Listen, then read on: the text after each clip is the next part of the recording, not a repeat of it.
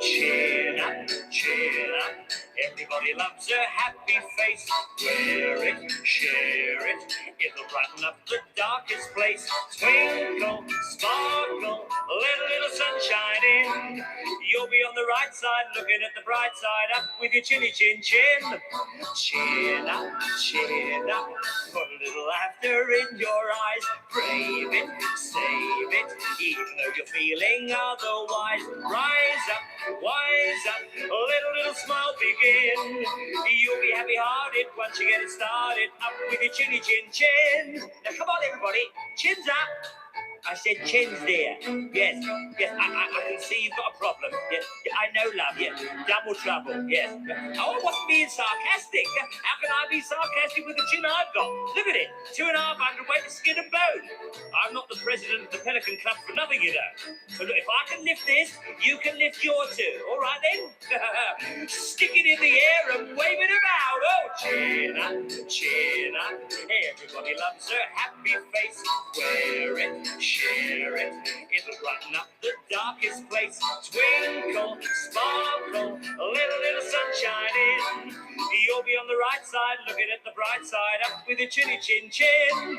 Chin down will get you frowning. Turn round, starting clowning. Think, sad your trouble doubles. Think, glad they burst like bubbles. Chin up, chin up. Every little time your spirits wilt. Chin up, chin up. Give your attitude an upward tilt. Twinkle, sparkle, let a little fun begin. You'll be on the right side, looking at the bright side. Up with your chinny chin chin. You'll be on the right side, looking at the bright side. Up, keep your chinny chin up. Well, what excellent advice from the... oh, go away. I didn't want you. I don't want adverts. Goodness sake. What's going on here? Well, good evening, darlings, and a very warm welcome indeed to Monday Night Live with me and Emma, though Emma will be appearing tonight once again as a disembodied voice. But we can promise you this, it will be for the last time. Isn't that right, M11? Well, I hope so. But knowing my luck, maybe not. No. It'll be fine. It'll be absolutely fine. Do you promise? Do you Yes. promise, Boaty? Yes, of course. We have come up with a cunning plan, darlings. It's all been happening in the last half an hour. The M11 and I have come up with a cunning plan. And then just as I was about to go to the loo before the live stream, there was a knock on the door. And I thought, well, what the fuck are the neighbours complaining about? I haven't started bloody live streaming yet. How can I possibly have pissed them off? But guess what? It wasn't the neighbours at all. It was an Ocado man. And he said, hello, I'm an Ocado man. I said, hello, Ocado man, I'm Boaty. He said, you're expecting an order? I said, I'm not. He said, are you not? I said, no. He said, oh, my things brought me here. He said, is this you? I said, yep, that's me. He said, well, I've got an order for you. I said, he said, do you want to take it? I said, what, free stuff? Too right, I want to take it. So let us know what it is. We will do a live unpacking when we've said hello to a few people. So, well, first of all, how are you, my lovely? Well, I am not too bad. I didn't feel too well earlier on today, to be honest, but I've perked up a bit now.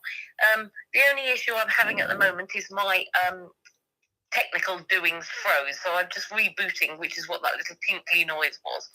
So I can't see any comments just yet, but hopefully I will be doing a few seconds. But yes, but my day has been rather dull because I wasn't feeling very well, but it did mean I squeezed in a lovely afternoon nap, which is always wonderful. Right. Could I just, before you go on, can I just check something? Are you British? I am British, yes. Well, just a reminder that as a Brit, when somebody asks you how you are, you say, I'm fine, thank you for asking. Right? Boaty, you should know by now I'm not normal. People don't genuinely want to know this stuff. Well, I don't care. They're going to know whether they want to or not, because I'm different. Right, If you okay. don't want the honest answer, don't ask the question. Simple as that. Oh, God almighty. And also, how's it going to work for a live stream? If every question you ask me, I just say yes or no or fine.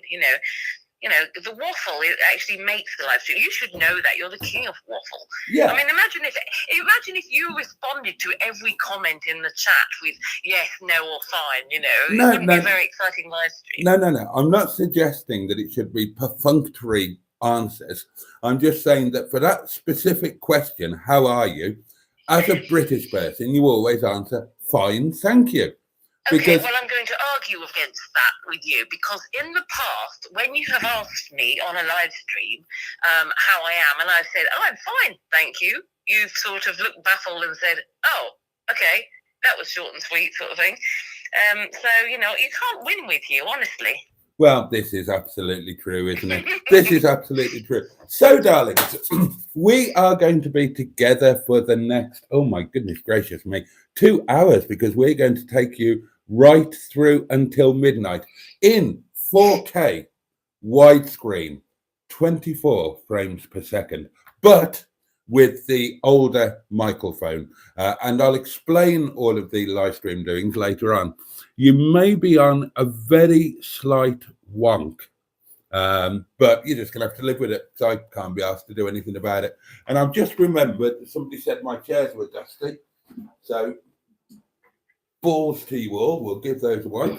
And so Emma and I would love to hear how your weekends have been. How has your week started? How's your day been? Obviously, we all need to know what you've been eating and anything else that you would care to talk about over the next 120 minutes. You can, of course, call the show on a number that I don't know, but somebody will know the number. And if you call it, you will be connected telephonically to myself and the M11 via this portable electric telephone, darlings. Isn't technology a wonderful thing? Now then,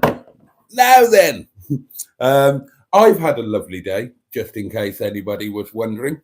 I had a bit of fun with a bit of a bitch, basically, and it was very nice. First time for ages. I hope that it didn't go the same way as Bonzo. Bonzo? Yeah. I've heard all about Bonzo. In what way? Have you forgotten what you said on live streams about what you did with Bonzo? Possibly, yeah. Okay, well, I'll say no more then. Carry on. Well, okay, I'm confused now. Bonzo was my first dog, or the first family dog, and I have talked about him a lot on live streams, but I'm not exactly sure which bit Emma is referring to. Do you remember when you did confession with the Reverend Boaty and Captain Mustard rung in, and he said he'd stolen your harness, and you said stuff about Bonzo? No, I don't remember that. I mean, it was a long. And I think some of the community will remember. It was a long time ago. B, I would undoubtedly have been at least semi-pissed when that happened, because confessions with the Reverend Boaty happened at about midnight, didn't it? Yeah, you did confess to something then, and I think more than one person will remember what you confessed to. I'm just pointing out. So that joke was wasted on you, but hopefully there are some people watching who will remember and know what I'm referring to. So Peter P will know what you're referring to. He will. He remembers everything that I don't. If I ever write an autobiography, I'm going to get Peter P to write it because he knows all the stuff that I can't remember. So what else happened at the yard today? Was it good? A nice lunch?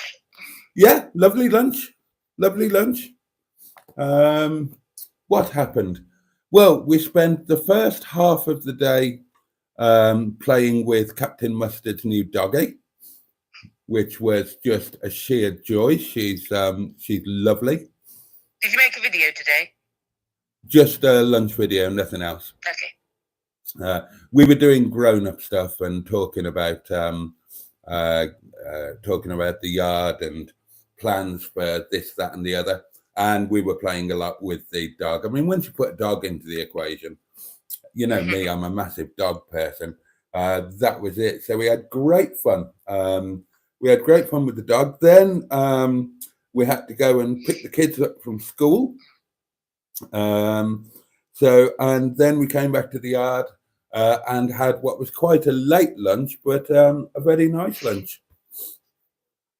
Did the kids come to the yard, or did they go home? No, they went home. Oh, okay. They went home. And I met the grumpiest lollipop lady in the world.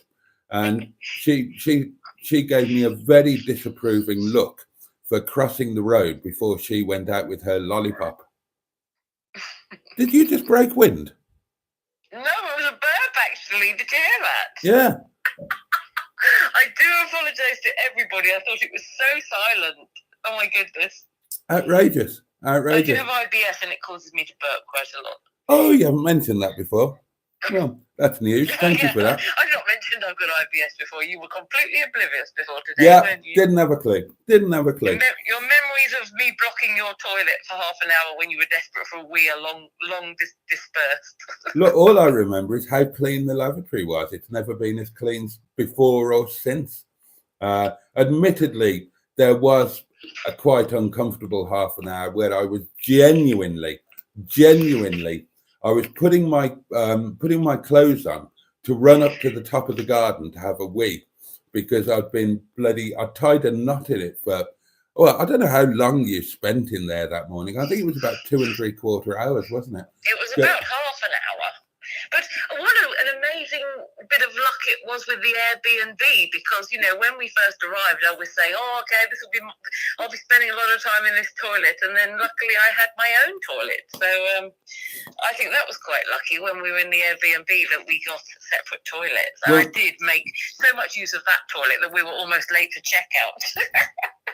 Yeah.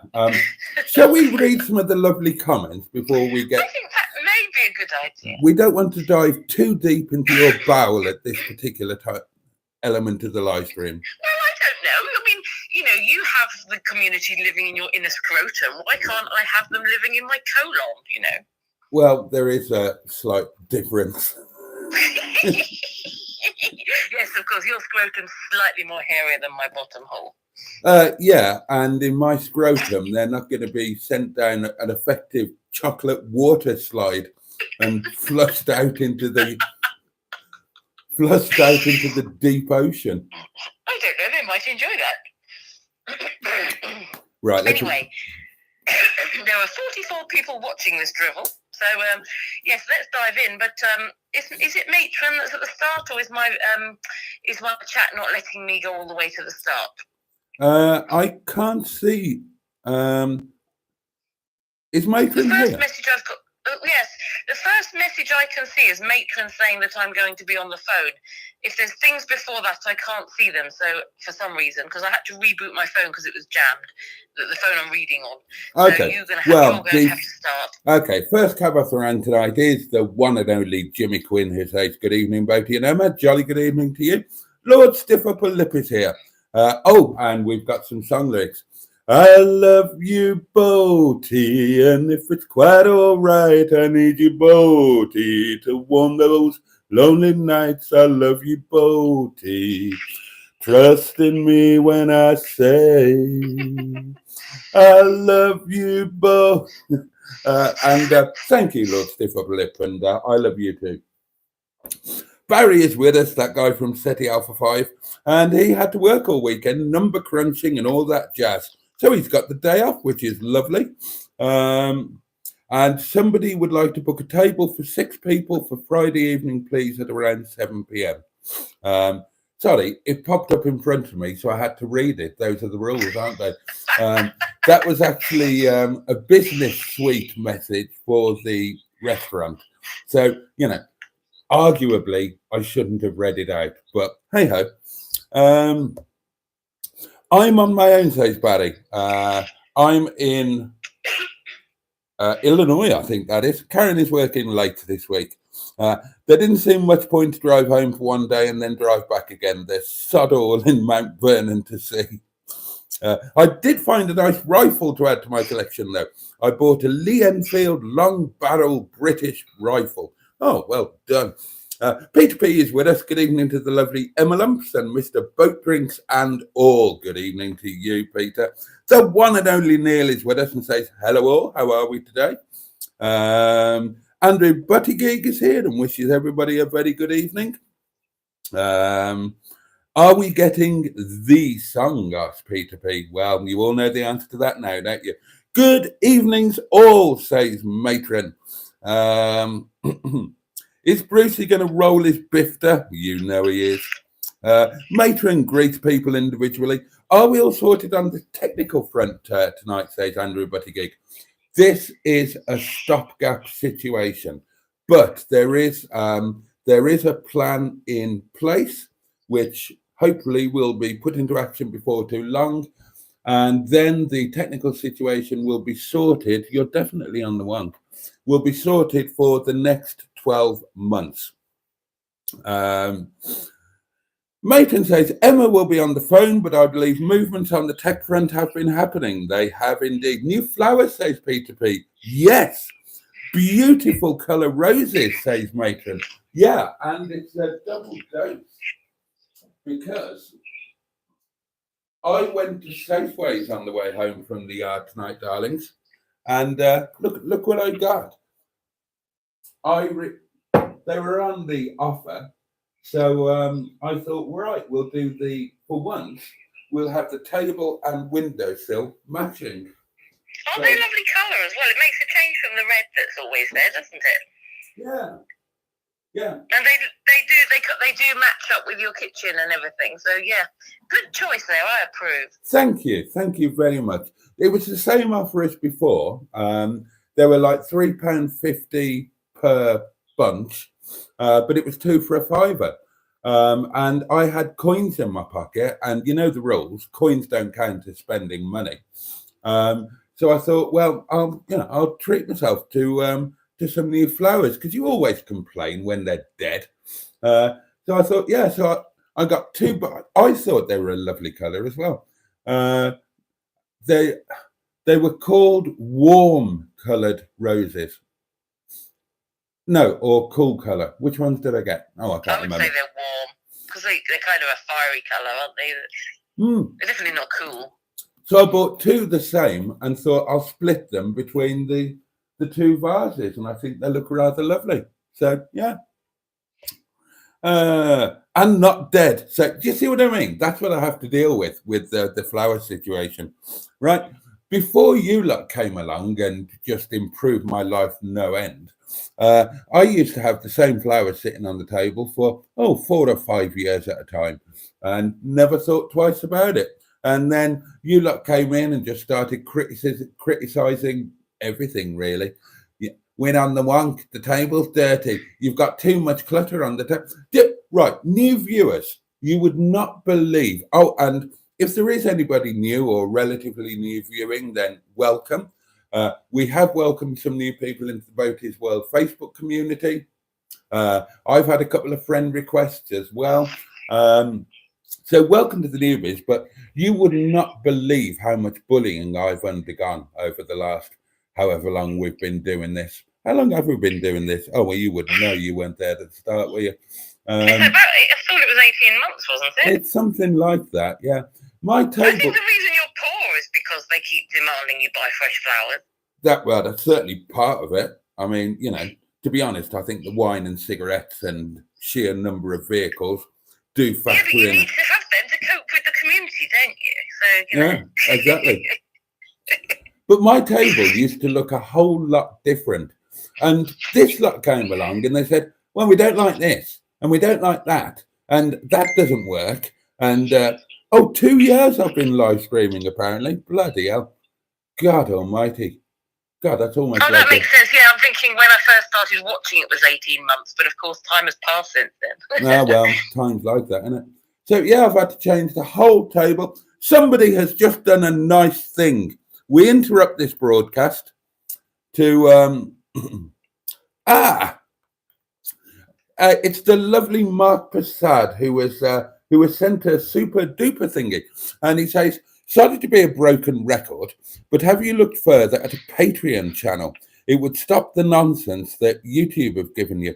I did look into it, Mark, and started to set it up, but then I kind of went down the PayPal route instead, which was just so much easier and more direct.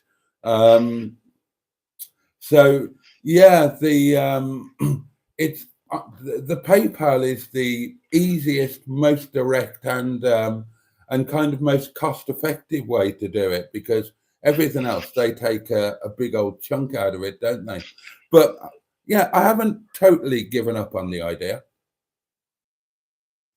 I just need to think of, I don't know. I mean, isn't it going to be a bit much to have Patreon and the channel memberships and so on?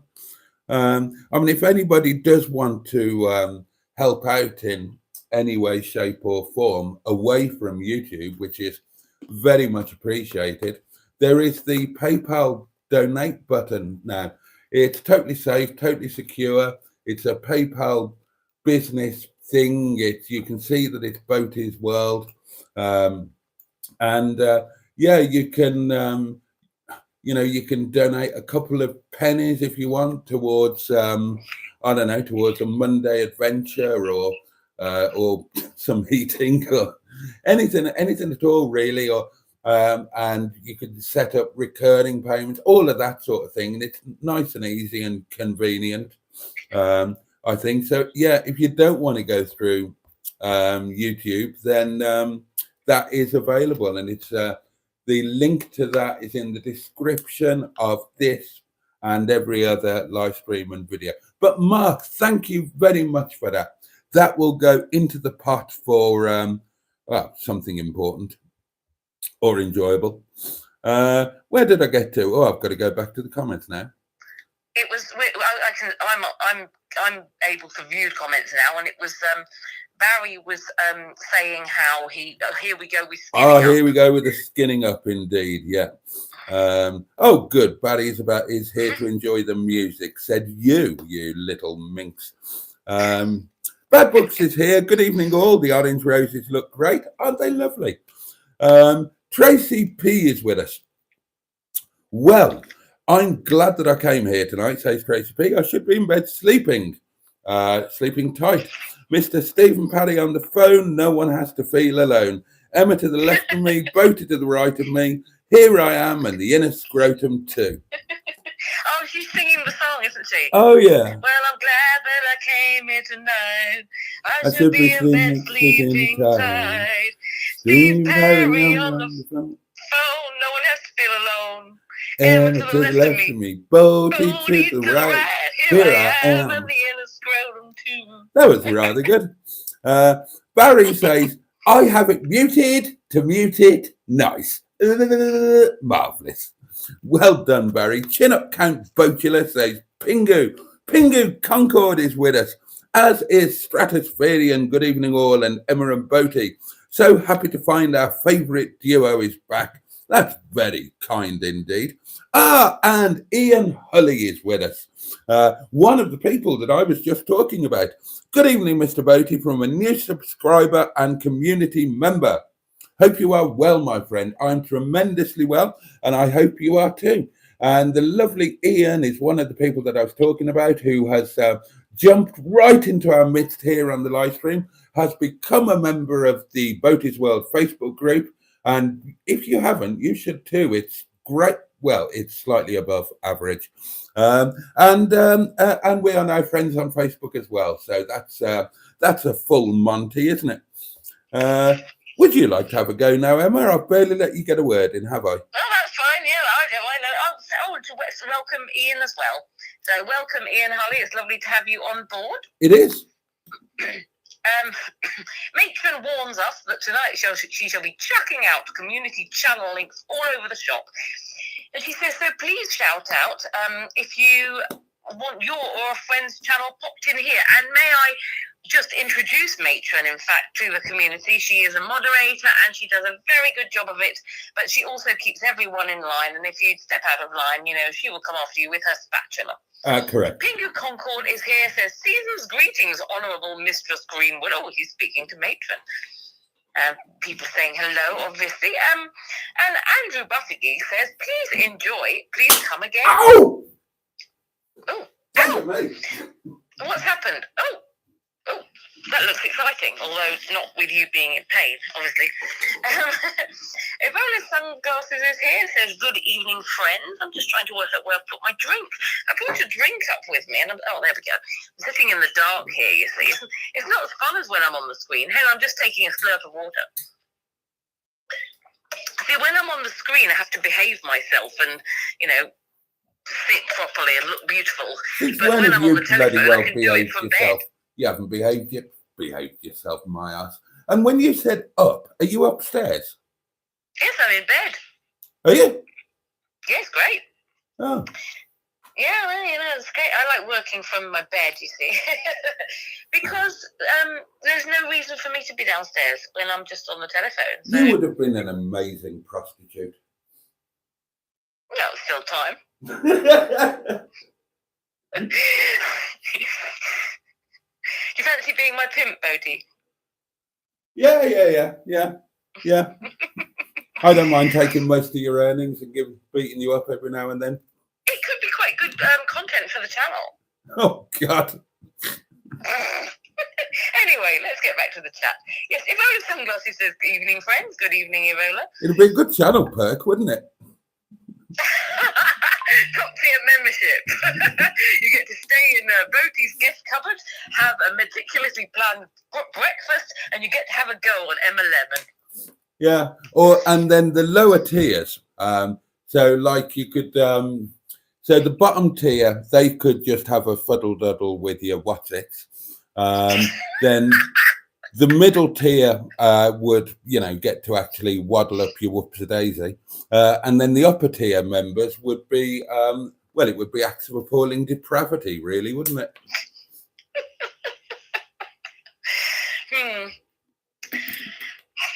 I'm not sure I like this plan. Well, I mean, fair's fair. When you get monetized, or when you get to 500 and get semi-monetized, and can I get to pimp you out. And okay. yeah, you can use me. You can use me as a perk on your channel here. Right. Okay. How's this going to work? Okay. So it sounds like that. If you get to use me and pimp me out, and I get to use you and pimp you out. Yeah. Do we have loads and loads of ladies in the community who are desperate for a job to jump on your bones? None or men, in fact. No. Oh, steady on, steady on. I didn't sign up to that. If there's anybody in the community who would like to jump on Boaty's bones, let it be known so that when we get to that bit, and then I can assess whether this might be a good channel perk for me. So, yes. Oh, it's always good to have a plan, isn't it, darlings? Something to aspire to. Matron would like to know your hair is looking cracking tonight, Boaty. Oh, that's very kind. I did have a shower. I did have a shower before I went to the yard today and gave my hair a jolly good washing. Did you get licked all over by the dog? Oh God, yeah, it was brilliant. Is the dog very licky? She's lovely. She's lovely. She's quite an old dog, and she'd been in the rescue centre for quite a long time because nobody wants an old dog. Did you try and teach her some new tricks? Oh yeah.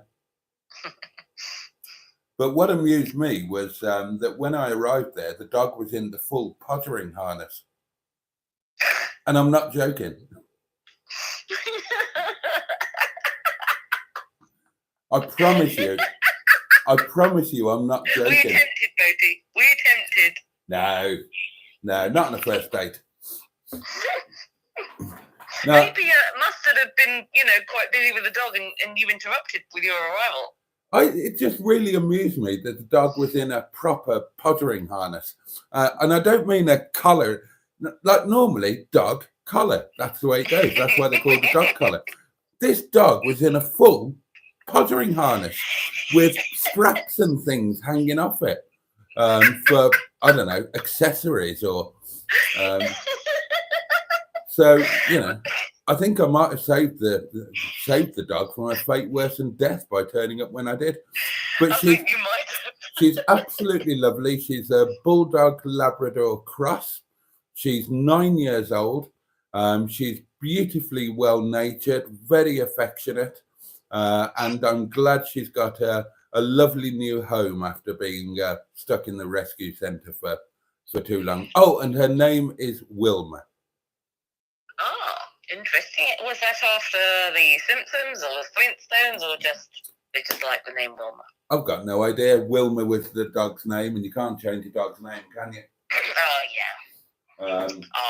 Even though Mustard is trying to change Wet Leg Von Titty Biscuit's name to Allison, which is boring snoring. Yeah. Why? Because there's something wrong with him. Is this the car that's for sale? No, it's the car that so he's not even changed it to a sensible name to get people to buy it? No, he's keeping it forever and ever and ever. Amen. And yeah, quite. And he wants to change the fabulous name, Wet Leg well, give her full name, Fraulein Wet Leg Von Titty Biscuits. And he wants to change that to Allison. Well, why can't she be Allison Wet Leg Von Titty Biscuits? He did suggest that he might go for Allison Von Titty Biscuits because he likes the Von Titty Biscuits bit. It's the wet leg he's not fond of, but it's an appropriate name for the car because I bought the car from the Isle of Wight, and people on the Isle of Wight call people from the mainland wet legs. Because if they come to the island, they would have to get their legs wet, so they're known as wet legs. So it's the perfect name for the car. Oh, sorry, I was yawning. Oh, I'm sorry, I'm boring you. No, when a yawn comes on, you can't help it. Yeah. Anyway, Peter P says avocado man with a question mark. I'm not quite sure what that was for. Pingu Concord says, sup Andrew, good day, mate. And Ian Holly is also saying good evening to everybody in chat. Tracy P is agreeing with me. She says, I agree, Emma. I'm not sure what I said, but clearly if Tracy P agrees with me, it must have been very clever, intellectual, and correct, and nobody should be arguing against me.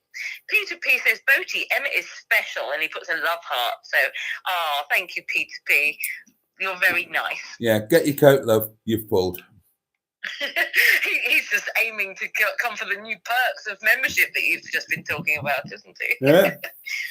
Pingu Congo says, Merry Monday, Honourable Hostess Emma. So good evening, Pingu. I wonder if I should put the price up.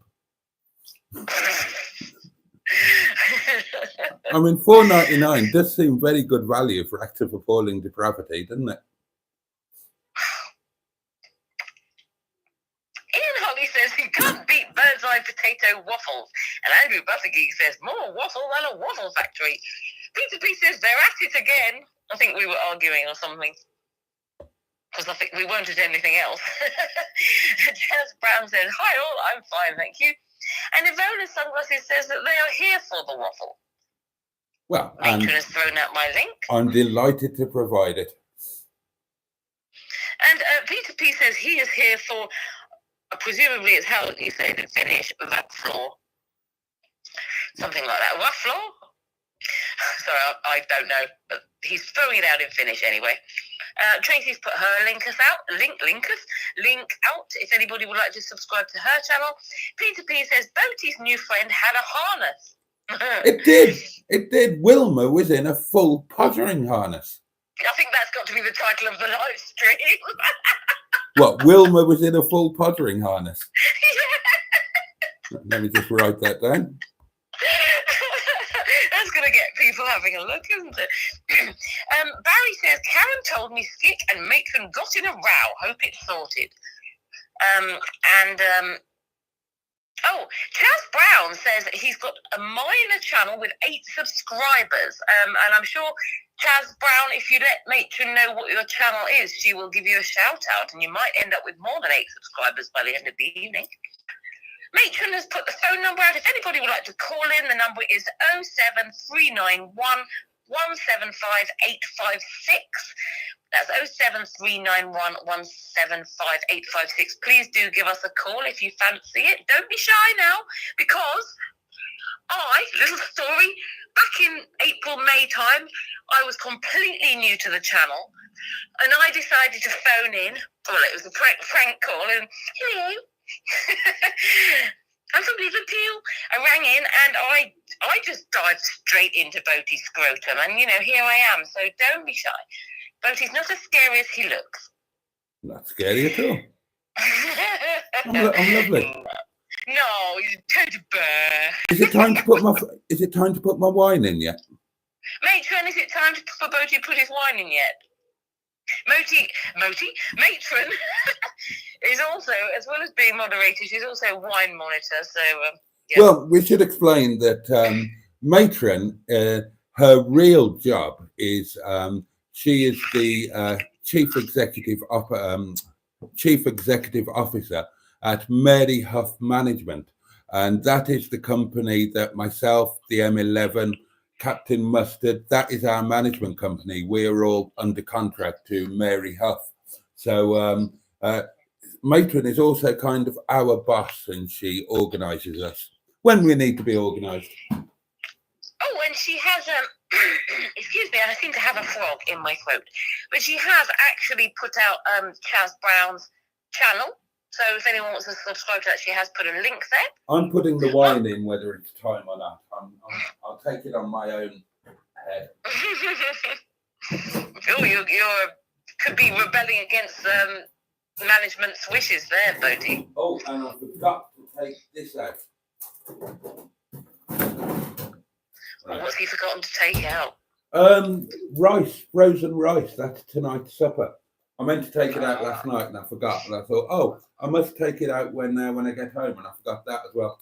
So better late than never.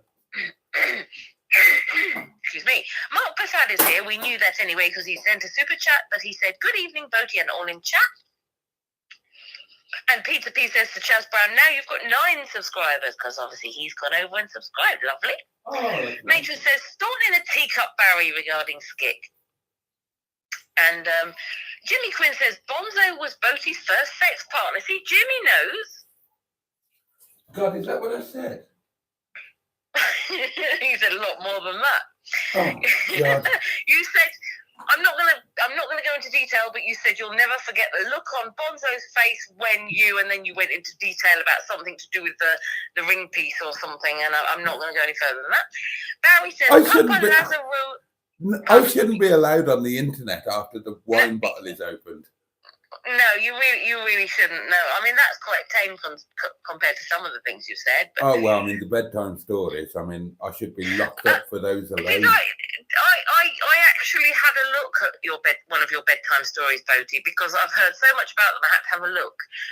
And I'm your friend, and I'm very supportive of your channel and everything. But yeah. What on earth were you thinking?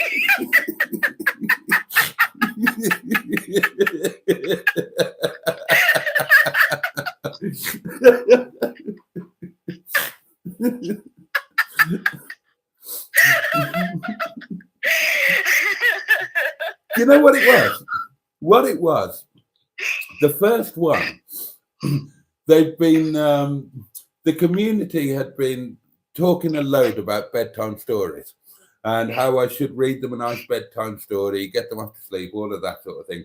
And they banged on about it for ages. And one night, I thought it was a night when I wasn't going to be doing a live stream. It was in the quite early days. And I thought, right, you want a bedtime story, you're going to get a bedtime story. And they were, oh my God, they were outraged. Rightly yes, I can see by the comments. Completely outraged. And I thought, right, I enjoyed that. I like shocking people. So I thought the next one, I'll make it even worse. And I'll do it in my dog collar. That was the one I watched. Oh, was that the one you watched? Oh, well, yeah. that was the second one. There was one before that. But the thing is... So hang on. So the one you watched, that was the mother and daughter. Yes. With the porn star. Yeah, and what was really bizarre was when I searched for Boaty's bedtime stories, there is another channel with a video in it called Boaty Bedtime Stories, and it's not you at all, and it's some teddy bear, doing normal things, kiddie story. And I was thinking, oh God, this is a bit dodgy. There is, if you search for Boaty's bedtime story, there is another thing called Boaty's bedtime story, but it's not you. I'm more worried about it going the other way. Somebody said, "Oh, I saw the lovely thing. Your kids would love it. It'll get them off." Just search for Boaty's bedtime stories. I was thinking, that's exactly what I thought when I saw it. Like, it came up and there was like a picture of a rainbow and things, and I was thinking, hang on, this isn't Boaty. And it was like a woman just reading a nice story, and I was like, oh my God. Did you What I'd expected. Did you get as far as the mother actually going at it and the daughter cheering her on? You got more and more like adventurous with your like voice as you went along. By the time there was one bit you sort of almost shouted out what was being said. I can't remember, but the comments though, people were absolutely mortified. I have to say, I thought, knowing you, I thought you were what it was going to be, that you were going to be reading it like an erotic story, but you were going to change the words to things like podgering or, something amusing. Well, but you weren't. You were reading the proper words out. So I was like, well, "Fuck me, you whatever." Well, hang on, because you are actually correct. If you watch the first one, that was the joke. That was exactly what I did. I read it out and I changed all of the words to other things, and I pretended to be shocked and outraged myself. So I'm sort of saying, yes. And she said, take your little chap and pop it directly into my. Oh dear, I can't read that. And I was doing it all like that. Well, that's more like you. Yes, that's what I expected. Yeah, but then when I got the reaction to that, I thought, right, I'm going for it next time. I'm just going. I'm going to go for it. It was when you were reading out the like lady part words, and you were like really stressing the words, and I was just thinking, oh, this is so cringy. My pretzel, basically disappeared up my pretzel. So, oh gosh, yeah. Yeah, so did the mother. Yes, I did think, what on earth were you thinking because of the comments? But I suppose, you've explained how it came about now. It wasn't like one evening you just thought, I know, I'm going to put my dog collar on and sit down and read a really pervy story to the community. So, yeah.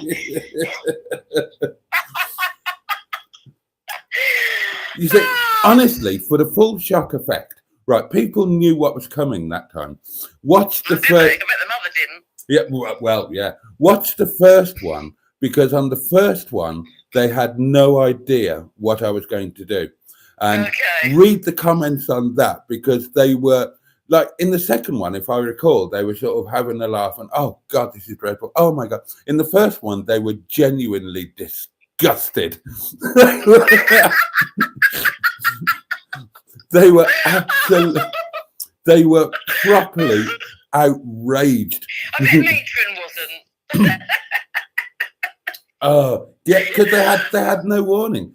I just it was just billed as Boaty's bedtime story. I hadn't told anybody I was going to do this.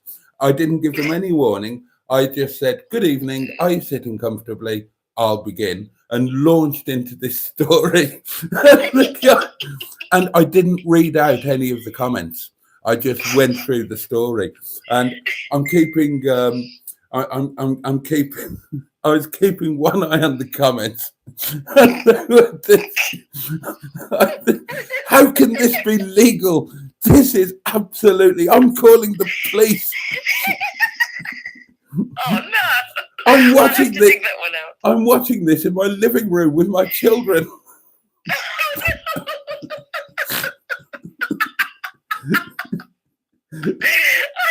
That was one comment. I remember that. Oh, I'm so hot. I'm just taking my top off. Hang on. It's really hot here. I think just thinking about your bedtime stories have made me really hot and made me remove my clothes. Right, I feel more like Matron now. And Matron did ping in to say,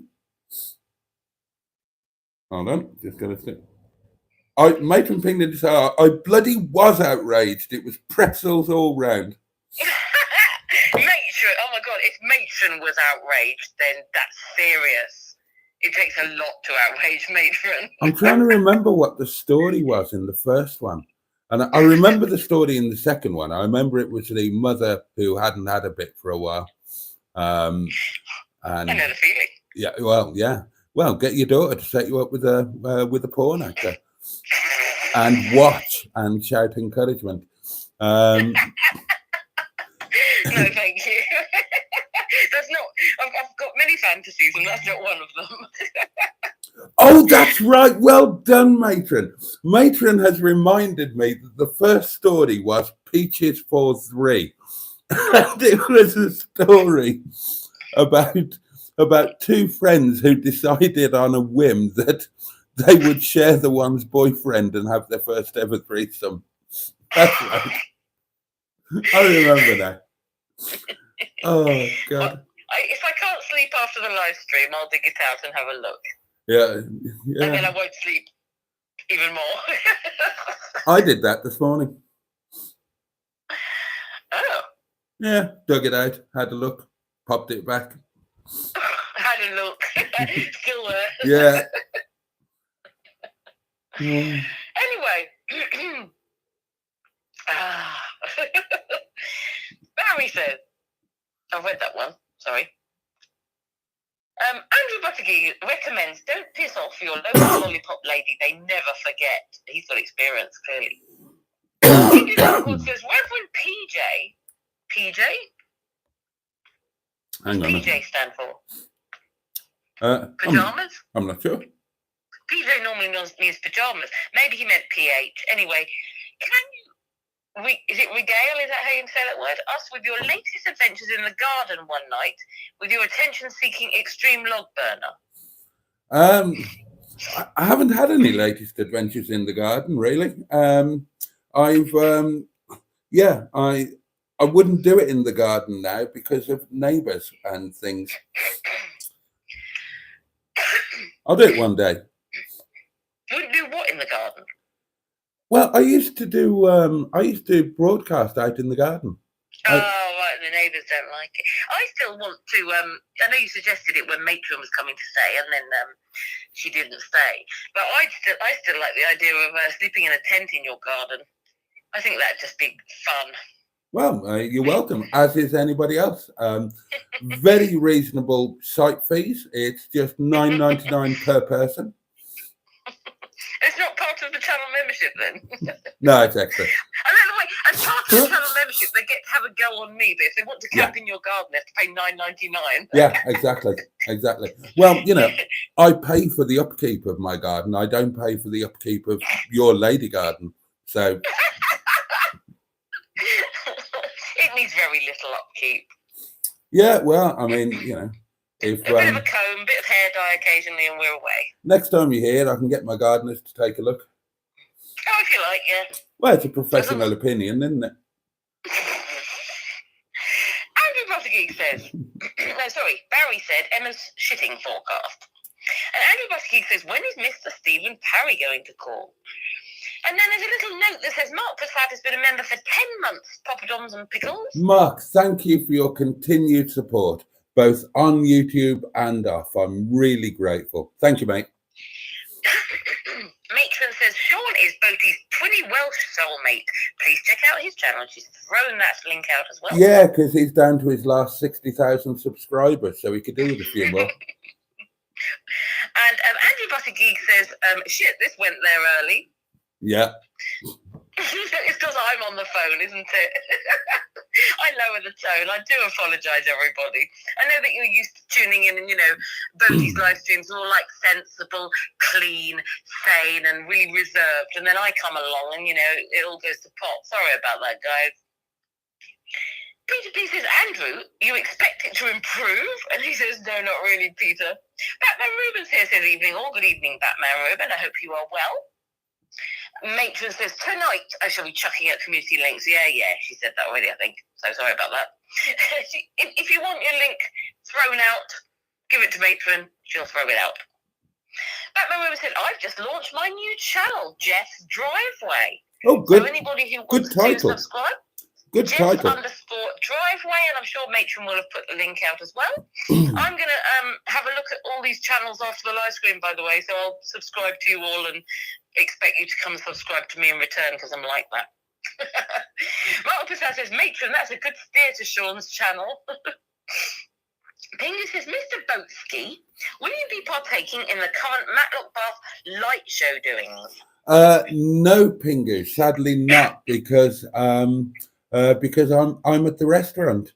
I have never been to the Matlock Bath illuminations, even when I lived in Matlock Bath, because I was always working. Now, Boo and Little Miss certainly went, but no, I've never been. I've heard they are absolutely fabulous, though, and I would love to go, but yeah, just not possible, sadly. Is it not on a Monday? Don't think so. Oh, I thought maybe. But of course, yeah, they probably have it on throughout the week, but that'll be when it's Christmas holidays. Yeah, I'd like to go to them too. They look really nice. Someone put them in your Facebook page. But They're amazing, because they're you actually have lit up boats floating down the river and all of that sort of thing. Yeah, it would be nice. Your pass doesn't qualify over that period, though, does it? Is that right? No, not for the light of Abraham. No. Yeah.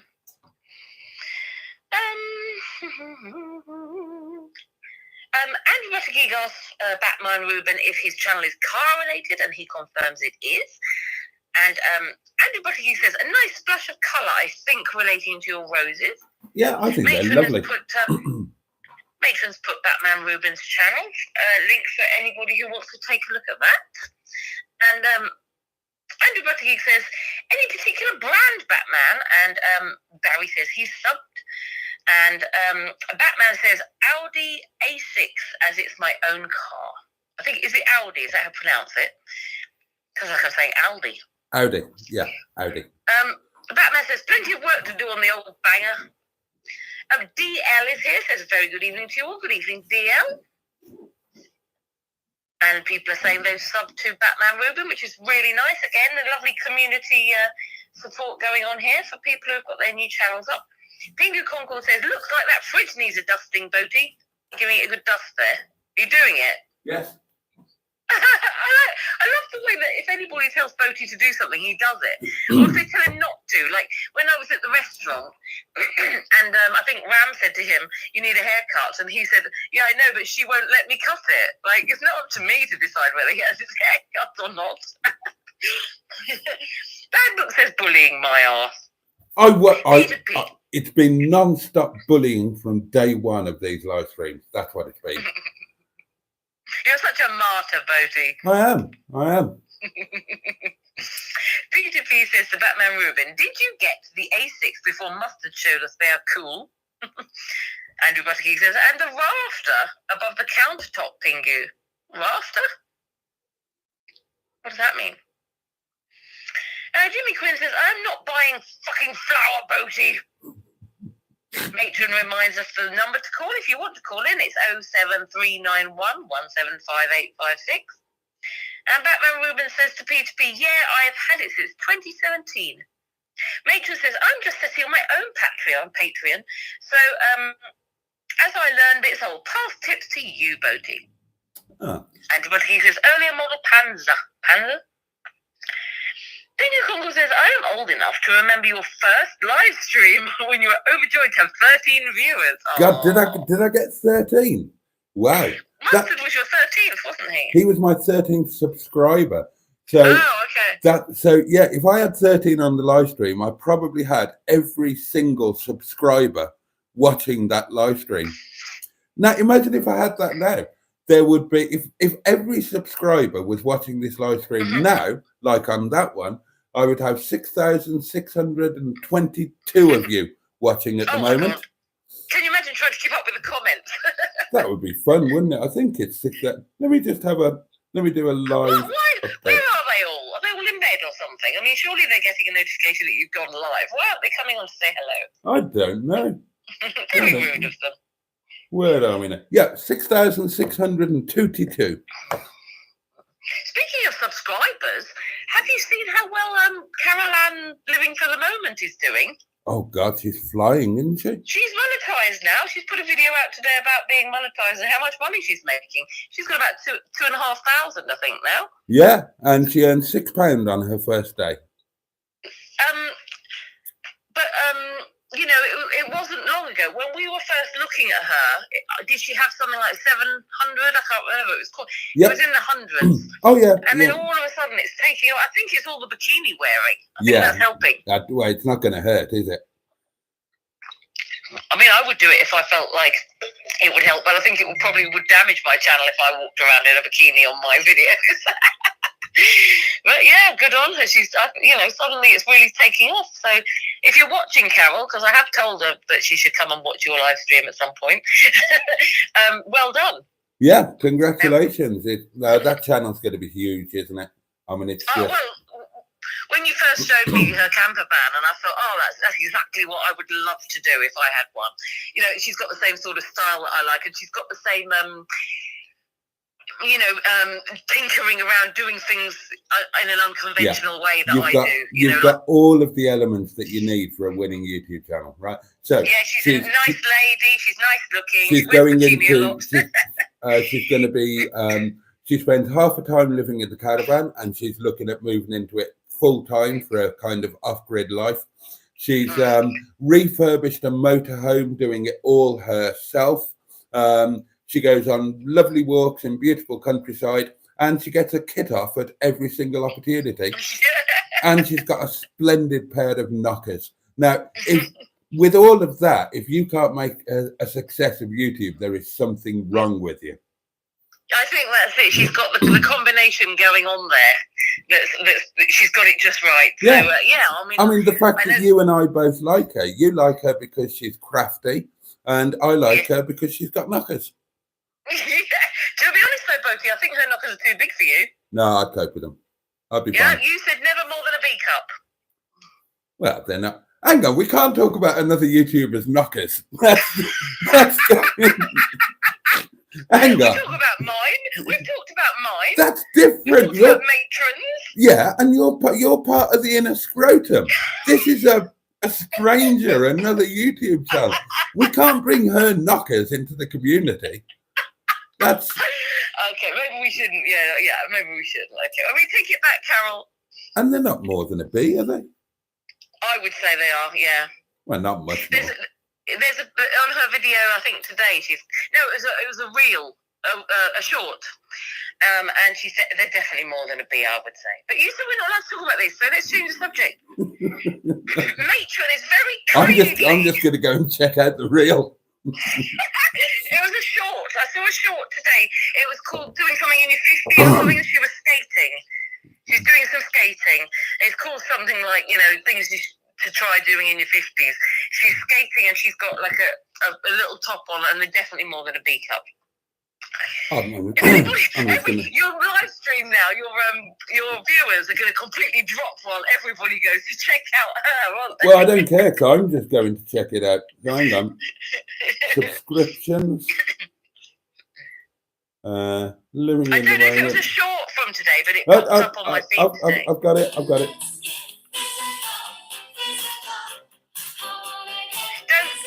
play the music, because you might end up... Oh, yeah. I forgot about that. I should have muted it, shouldn't I? Splendid. I enjoyed that. Yeah, but they're big. They're not unmanageable. They're not... Boaty. Sorry, Boaty, you said never, ever more than a B cup. Well, I did say that. Matron can confirm because she was there when you said it. I don't know. Look, I don't know what a B cup is, if I'm completely honest. Well, it's like yours. Right. Yours are a B cup. Now, Caroline's are bigger than yours, would you say? Yes, but mine are not a B cup. Even I know that much. And fuck you very much, by the way. No, I mean, all I know about boobs is that there are two flavours. There's intimidatory and non-intimidatory. Oh, and apparently people are asking for the link now. The a matron. Matron, do you want to throw it out? Yeah, but she's asking what the channel name is, so she can. Oh, Carol and Living for the Moment. Or Living in the Moment. I hope that if Caroline suddenly gets loads of subscribers, she comes and she starts driving people to your channel as well, Boaty. Yeah, I hope so too. You can promise people that you've got big knockers as well, and it'll all be fair, won't it? Fuck you and the horse you rode in on. So if you do head over to Caroline's channel, then make sure you leave a comment saying you've come from Boaty's World. So to look at your boobs. Yeah, don't mention the boobs. Don't mention the boobs. I've come over here to have a good ogle at your boobs, Caroline. Boaty told me to. She knows what she's doing. It's no accident. Yeah, she's doing it more and more lately. Yeah, well, she said in a video, she said, I did a video in 2 parts. It was a walk finding the things in Snowdonia, finding trigs in Snowdonia. She said one video got 4,000 views, the other got 400 views. Same day, same walk, blah, blah, blah. She said, what was the difference? In the thumbnail of the one that got 4,000 views, I was wearing a bikini. Yeah. So she said, look, if it gets views, I will wear the bikini. She knows exactly what she's doing. I know. Really? So, good on her. Yeah, so tell her. Go onto her channel and leave a comment saying, hi, I've come from Boaty's World because apparently you've got a great rack. It must be great though, as a woman, to have all these guys saying that. I mean, I've been quite flattered by comments I've got. So I mean, but she's got like 2,500 subscribers now, so she must be getting quite a lot of comments saying all these sort of things. It must be wonderful. Oh God, yeah. There's some. It's Mr. Stephen Parry from Port Sunlight in the Wirral. It could be. It could be. Let's find out. Good evening, caller. Hello. Are you talking about my wife, Caroline, living in the moment boob size? That's Mr. Parry.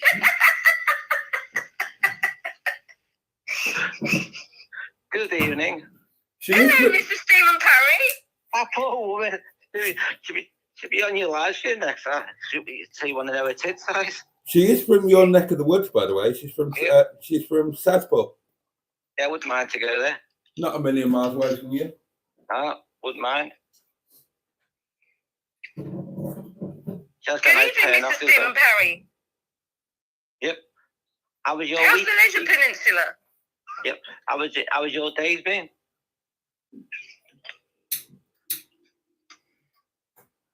Right, are you not talking to Emma then? Oh, okay. Yeah, I'm talking to both of you. Right. I thought you didn't want to talk to me. My day has been fine. Emma's hasn't been so good. She woke up and she wasn't feeling great, but she kind of wasn't sure how bad she was feeling. So she got up because she needed to, and she thought she might feel better after a nice long poo. So she went to the bathroom and settled down for a good 3 to 4 hour session. This is actually true. And 3 or 4 hours later, when she emerged, blinking into the sunlight, she decided that no, that didn't make her feel much better at all. So she had a nice lunch. She had a boiled potato omelette, and then she had a nice lie down, and she did feel better after the nice lie down. I didn't have a boiled potato omelette, just to clarify that. Well, what did you have? The rest was true, though. What did you have then? I had a piece of toast. Okay, well, my credit's not going to because I believe you're charging £1 a minute for this now. Yeah. Oh, she's good value. You can't knock it. $4.99. Yep. Worth every penny, I'd say. To be quieter than last time I was on the live stream. Oh, and cheers, darling. Your very good health. Bottoms up. Sean has just pinged me to remind me to put £1 in the box. So when Mr. Parry, when we've spoken to Mr. Parry, I will put the coin in the box and do my live unshopping boxing. Oh yeah, I can't wait for shopping that. Thing. I forgot about that. Got carried away with everything else. How are you, Mr. Parry? Anyway, how has your day been? Thank you, sir. Has your day been a good one? Yes, came back from my holiday today. Oh, of course, you've been away. And the weather was battering down. Oh, yeah, it's been horrible today, hasn't it? It wasn't brilliant at the yard. How was the holiday? All good? Brilliant. We all had a laugh. Fabulous. Swimming. Had a good entertainment. we won the bingo. Oh, well done. How much? £47 is my sister-in-law who won. Not bad, not bad. Last time we went, my other sister-in-law won. Right. What was the most memorable meal? It was our lamb roast dinner yesterday. Oh, was it good? Yeah, it was nice. Excellent. And was this in we like had a nice sweet as well, banoffee sweet. oh? And was this in like a holiday park, caravan park thing? No, this was like in a Welsh pub. Oh, Really okay. nice it was. But were you staying in a caravan park? Yes, we were. Yeah, Lovely. the Green Acres. It was nice. Oh, brilliant, brilliant. And that's not you've got a touring caravan, yeah? So you just go to. No, static. We're selling it though. Oh, okay. Because my dad's not too well at the moment, so decided to sell the van. Oh, I'm sorry to hear that. So he's basically giving the van up. Oh, there's a shame. There's a shame. Can't you buy it? Nah, I don't go enough. It's just not worth it. Oh, okay. Okay. Oh, well, that's a shame. And all the best wishes to your dad. Yep. We should hopefully know this week what's going on anyway by the doctor. Oh, right. Oh, okay. So it's like an ongoing thing, is it? Yeah, basically know if it's good news or bad news this week. Oh, mate. Oh, God. Well, everything crossed for That's all why of the you. holiday was good. We all had to laugh on the holiday. Oh, that's nice. Oh, well, please God, everything will be okay. Oh, dear. Yeah, we'll keep everything crossed, and we'll keep you all in our thoughts and prayers, mate. And Cheers, thank you. hopefully all will be well. But at least you've had a good time away. Yeah, we in had the a good meantime. laugh, all of us. That's brilliant. That's brilliant. That's what you need sometimes, isn't it? Yep. Excellent. And it's funny when I was on the live stream the other day, you could hear the other shout in the background. Yeah. From the clubhouse. I wonder what was going on. Yeah. I said, I'll ring up. He said, oh, you don't? I said, I do. And he didn't believe me. Oh, bless him. And then he went noisy, so I couldn't speak to you long. Oh, it was nice of you to make the effort, though, when you're on holiday. We do appreciate I it. said, the poor guy, be cursing me here. People complain when you don't ring in. I think you're the. I like that.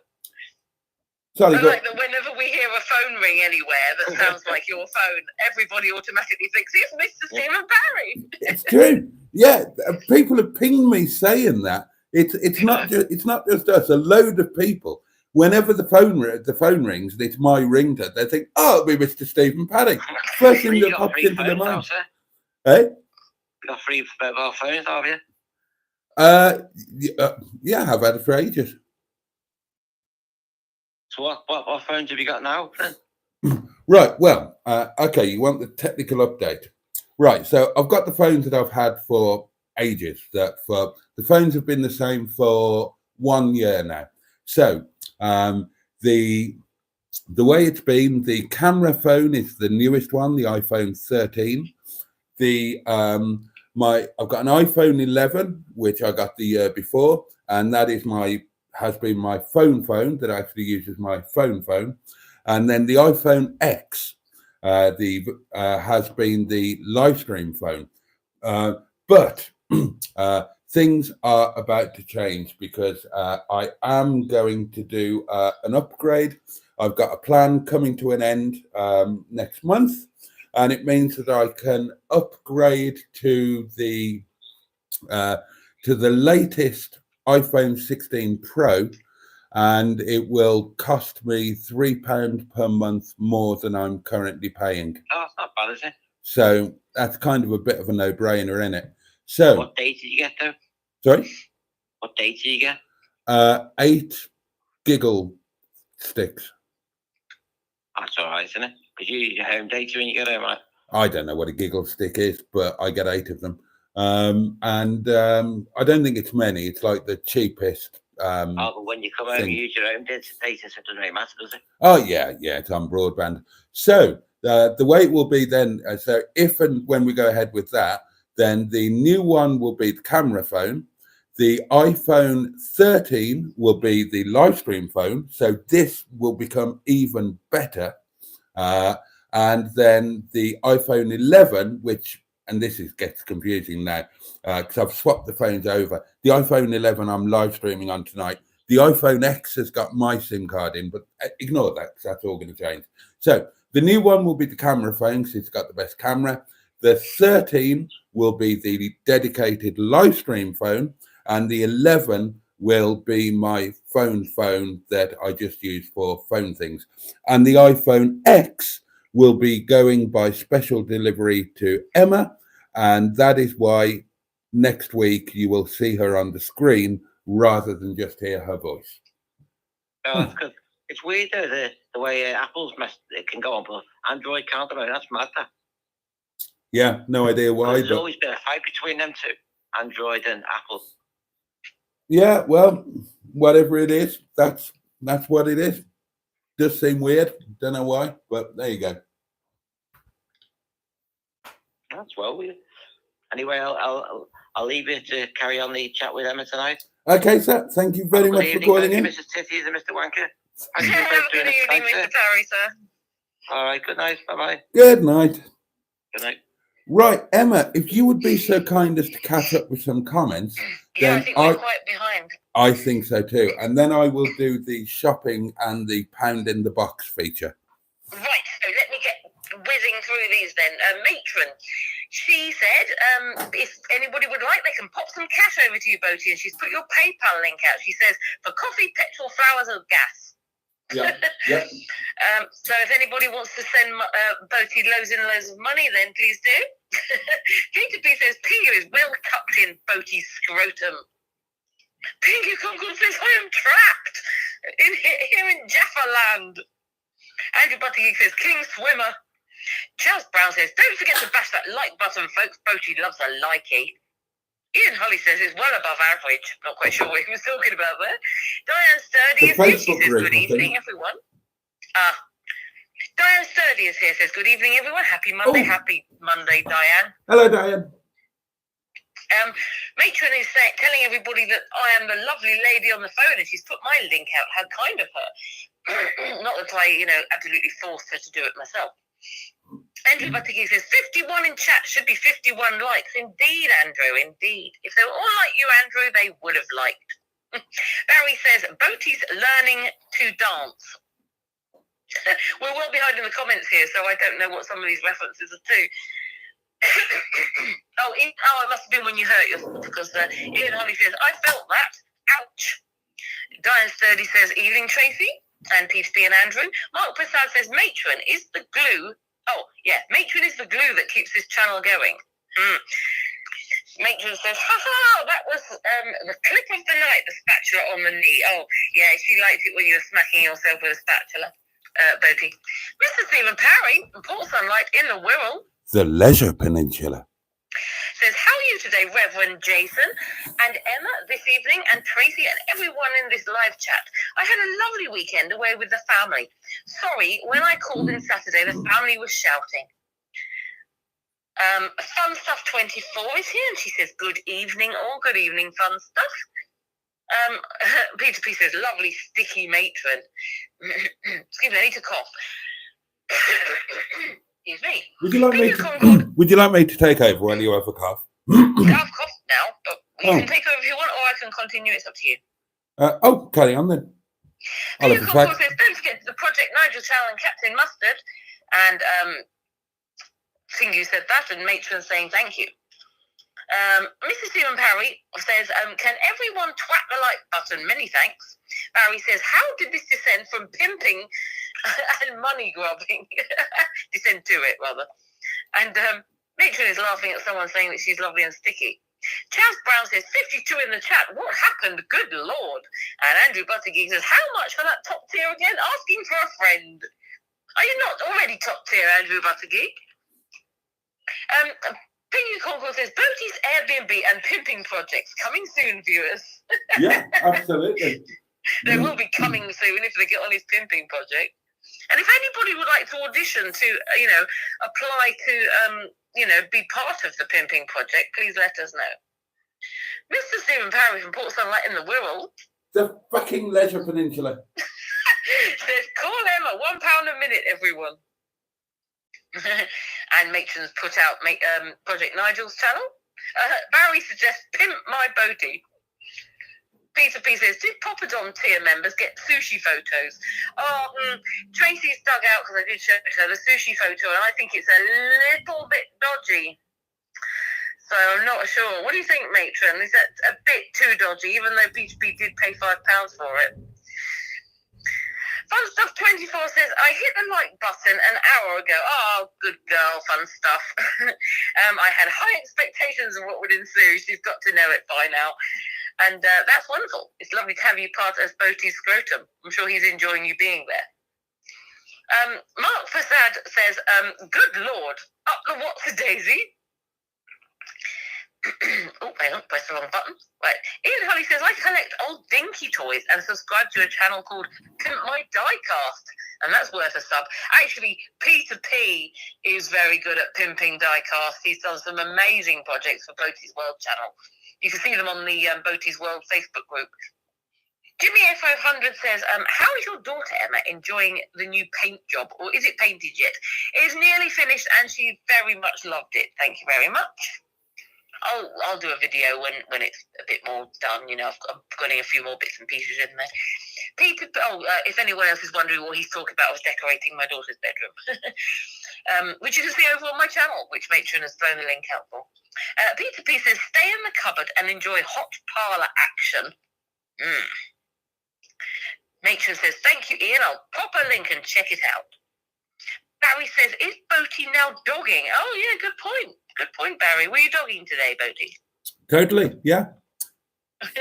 with Wilma in the harness. Dogging with Wilma. Andrew Buttergig suggests Boaty and Mustard go dogging. Oh, it would be do-dogging, wouldn't it? Ian Holly says, that's a fellow. He's a top bloke. Matron has thrown out the link to the Pimp My Diecast, which is why he said that. Andrew Buttergig is all going all soppy. Oh, Wilma. Oh. She's lovely. There better be some videos coming up with Wilma in. We need some Wilma videos. No doubt there will be. You should have popped Wilma in the caravan and done lunch with her. Yeah, no, she was home then. She stayed home with the girls because obviously the girls are giving her all the love in the world. Peter P says, so what's the channel? The Doings of Mustard and Boaty is all about, Andrew. Oh, that's what it's all about. Sorry, I'm looking on a little phone here, so sometimes I can't read it properly, so I'll keep missing words, so I apologise for that. Jimmy F500 says, was there work happening at the yard from the landlord today, Boaty? No, there wasn't. The digger was there. I could see the work that had been done already, but there was no work happening today. I don't know why, maybe because it was raining.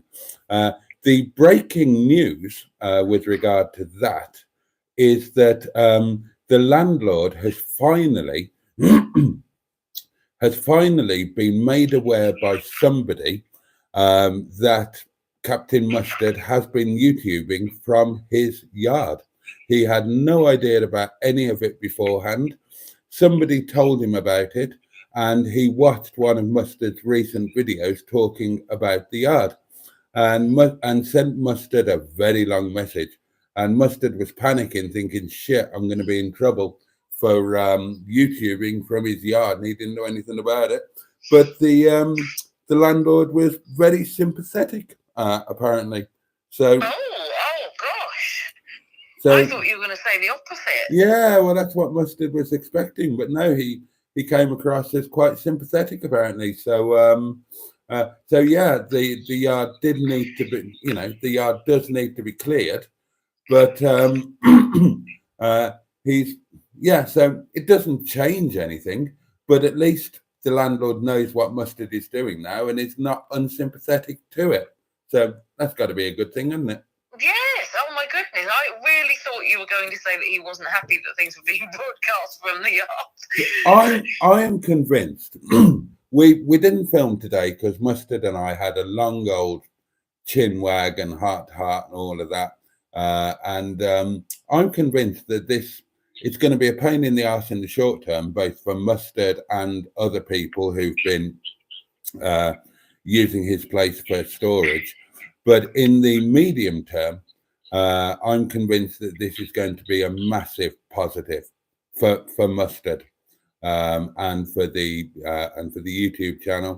And I just think it's going to be a real positive, and it could be handled correctly. I think this could be a real turning point for him, and I'm very excited. Oh, and I will say this, darlings. I will say this.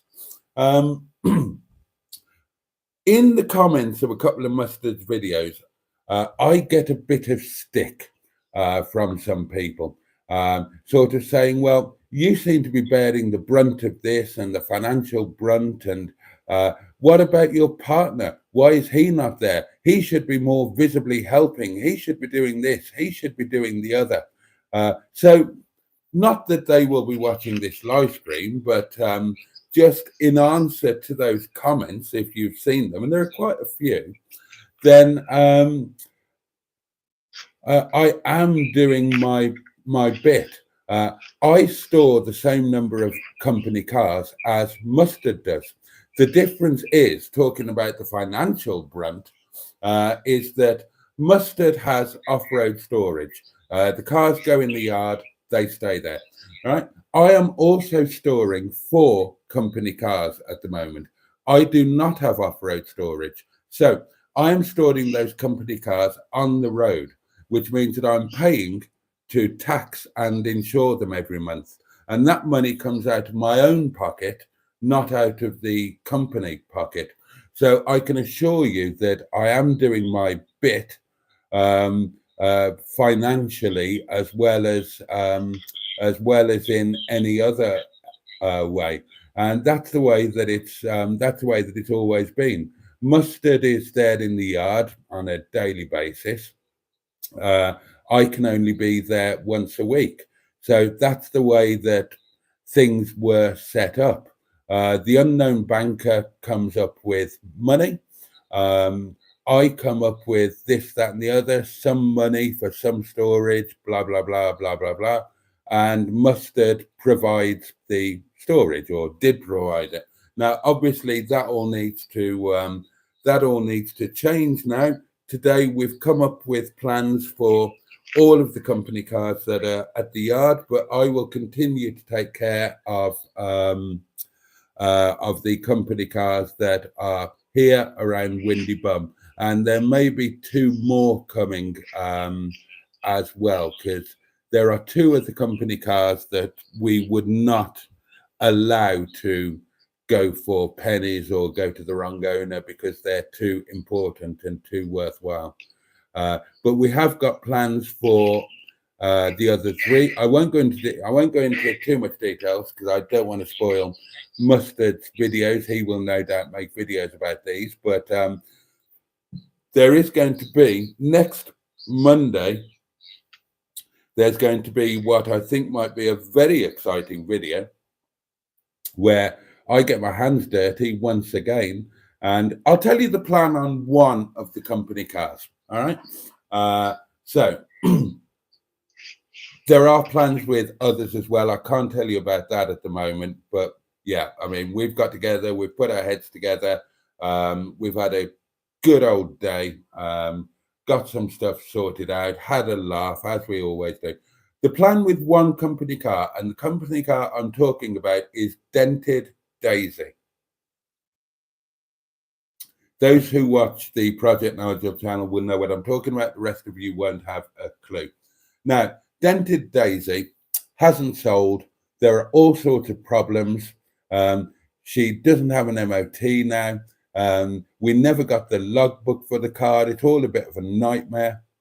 And as the name Dented Daisy implies, then her body is not in good shape at all. So she's, to all intents and purposes, kind of unsaleable at the moment. However, she is an IXL model, like the Honourable Sheeson, which means that she has nice full leather upholstery. She has beautiful coronet alloy wheels, so on and so on and so on. So the plan is next Monday, I will be going to the yard in JJ. You know JJ, Janet Jackson, my little white turbo diesel Rover 25 that I've fallen in love with, that saved me a fortune. And my idea and my plan is we are going to swap the interior, the nice leather interior, out of Dented Daisy, and we're going to put it in Janet Jackson. We're going to take the nice alloy wheels off Dented Daisy, and we're going to put those on Janet Jackson. And anything else that's nice and worthwhile off Dented Daisy, we're going to take off. And then, sadly, we're going to scrap Dented Daisy. It's one problem solved. It's one car gone. She hasn't sold. She's become kind of unsaleable, but bits of her will definitely live on. So Janet Jackson is going to be a much nicer car with Dented Daisy's help, and we'll swap JJ's bits into Dented Daisy, and then she will be taken off and she will be sold to a company who will harvest all of the parts from her to help keep other Rover 25s on the road. And that will be that. The money, we didn't pay a great deal of money for her. So the scrap money will obviously go to the unknown banker who financed it in the first place. And I will strike a deal with him to cover the difference between if there's a difference between what she owes and what we get. It'll only be a tiny little bit. I'll sort that out. But bits of her will live on. JJ will be a much improved car. JJ will have lovely alloy wheels, a lovely leather interior, possibly other bits and bobs as well. And that will be one of the cars at the yard gone, sorted in relatively short order, because that will happen next week. And there are plans with all of the others. We've gone through everything today. Plans are in place. It's all good. Don't worry about Mustard. It's going to be a bit of short-term pain, but I'm convinced that the future is bright. There you go. That's that. I think it's not good, but making a bit of content out of it as well could be interesting, because a little bit of drama going on at the yard could actually be quite interesting and bring people in potentially. Try and make a good thing out of a bad situation. It'll be a load better for him. He can streamline things. He's got. We bought too many company cars at the wrong time. There are too many cars that people are just storing there, getting in his way. This will be great for him. He can streamline. Fewer cars, yeah. It's just going to be him there doing his own thing. He'll have more space. He'll have less headaches, and it'll be great. He can just really concentrate on where he wants to go with the yard and the lockups and the YouTube channel. It'll be a massive, massive plus. It's almost in a way like fate has sorted his life out a bit in a way, because he was saying that he had far too many cars sort of just laying around, not being sold, but nothing happening. And it sort of means he'll have fewer cars, that then he can focus on the few he's got there, as opposed to being overwhelmed by cars that basically are sitting there maybe getting moldy. That's it. He'll have his personal cars and maybe one project car on the go. Or whatever. It'll be a lot better for him. It'll be a lot tidier, more organized, more controllable, and I think it's a really positive thing. The landlord is sympathetic, for him personally, things will be a lot better. Things got out of hand for various reasons, and this will it'll be a good thing. He'll have a more ordered and orderly environment around him. It'll be a good thing. I'm sure of it. Well, good luck to him. If you're watching Captain Mustard, not sure if you're in the chat at the moment, but good luck from me as well. We're all thinking of you, Captain Mustard. Well, you'll be up there. So am I allowed to say that? Yeah, but we don't have to tell people when. But at some point soon, we're going to go up. In fact, Matron's going before me. Yeah, and I've decided, I think, that I'm going to blow off the party and I'm going to be there when Matron is there as well. Oh. I'd love to go There you to go, the party. Matron. I'd love to go to the party, but it means going into Nottingham, and I hate going into Nottingham. And I was thinking about it today, and I thought, do I want to go to the party, or do I want to go to the yard and have lunch with my mates and see Matron? I've only, I haven't had much time with Matron really, and it kind of became, I'm going to the yard, aren't I? Of course I am. Of course I am. Oh, there we go, Matron. Loyalties lie with you and Mustard. And then, not long after that, I'm coming up and we're going to have a crazy time that's going to break the internet, aren't we? Oh, yeah. That's going to be fun. Anyway, are we allowed to go into, I know we're not saying when that is happening, but are we allowed to say? Well, I don't know. Ask Matron, can you tell Boaty what you think? Because she's kind of the boss in this. I keep being told not to say anything and things, so Okay. Matron can ping you to tell you what you're allowed to talk about. But I mean, it sounds good. The only worry I've got is that there's something at home here, obviously, that I'm dealing with. And if that got out of hand, then I might not be able to come. But we'll see what happens. It's a while away yet, isn't it? So. It is. Ian Holly says, "What about Barney Bubble?" Indeed, and Wilma's Buffoonery husband. says Betty was the hottest. And Matron is. Do you think Betty was hotter than Wilma? I think she was too. Yeah. Okay. She's cute, wasn't she? Matron is reminding you to freeze your wine, which shows how far back in the comments we are. Shit, we're way Parry behind. Says, Boaty's World, sponsored by Dogging, Podgering, and Rusty Trombone for all your Wilma needs. Andrew Buttigieg was reminding you to put the pound in the box. Boaty, do you want me to continue with the comments, or did you want to unpack the bag? No, we'd better catch up with the comments, hadn't we? Right, okay. Matron says, I've already said about the wine I'm better at this than Boaty. And she's laughing at Barry. Funstuff24 says, glad you put the proper space in that sentence, Andrew. Oh, Two String Productions is or was here. Hello, Andy. Hope you're well. Hope you're well. Nice to see you. I haven't seen you for a while. Peter P says, thou shalt not covet thy neighbour's podgering harness. Jazz Brown says, big shout out to Matron for all her work promoting channels for Inner Scrotum members. And Matron is really appreciating this comment from Jazz Brown. Matron is saying hello to Andy, Two String Productions, which, is she probably should, because they're quite familiar with each other. Peter P says that the bedtime stories chat is where it's at. That's how far behind we are, I think. Oh my goodness. Mitchell says, it's mad in here tonight, Andy. I hope you've been watching. It's been very amusing. And he says he's just entered. Andrew Buttigieg says, I remember that well. So serious. Oh my God, this is the bedtime stories conversation. Matron is putting out Andy's channel. Chaz Brown says, Boaty's bedtime teddy stories. And Andrew Buttigieg says, the kids would be scared for life. Peter P says, they'll put hair on their chests. Andrew Buttigieg says, I was a big supporter of the bedtime stories. Why doesn't that surprise me, Andrew? Jimmy Quinn says, don't forget to like. Desiree United says, Boaty needs an on-air type sign, neon types, maybe. Not quite sure why you need that, Boaty, but Two String United thinks you need one. Oh, press the wrong button. Matron thinks that it would be so funny. She was like, but Andrew Buttigieg retracted the statement, so I'm not quite sure what she's talking about. And she's saying that I'll just do neon on-air signs if you want one. Barry says, Emma's cuffs and collars match no matter what.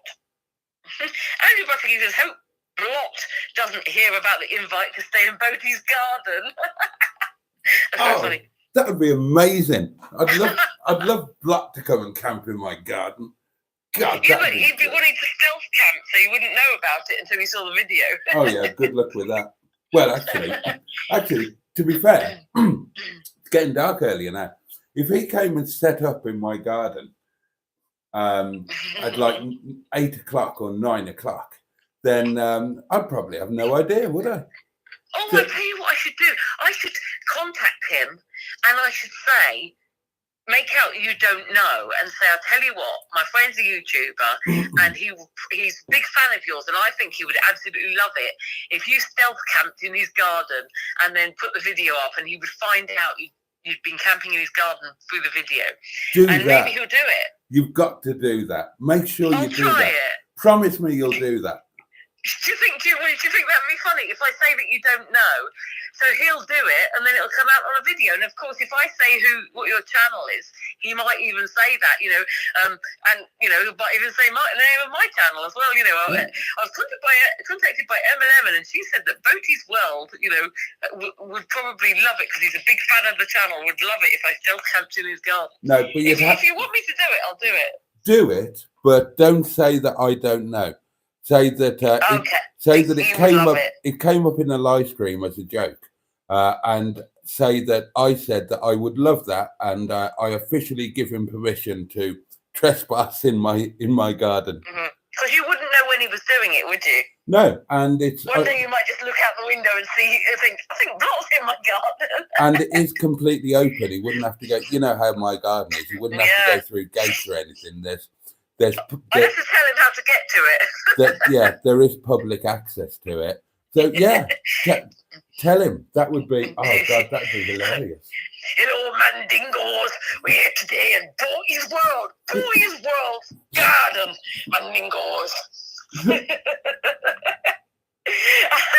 And you'd see this little bit of, you'd smell this tinned soup smell wafting through your bathroom window, and you'd be like, I think Block might be cooking some tinned soup in my garden.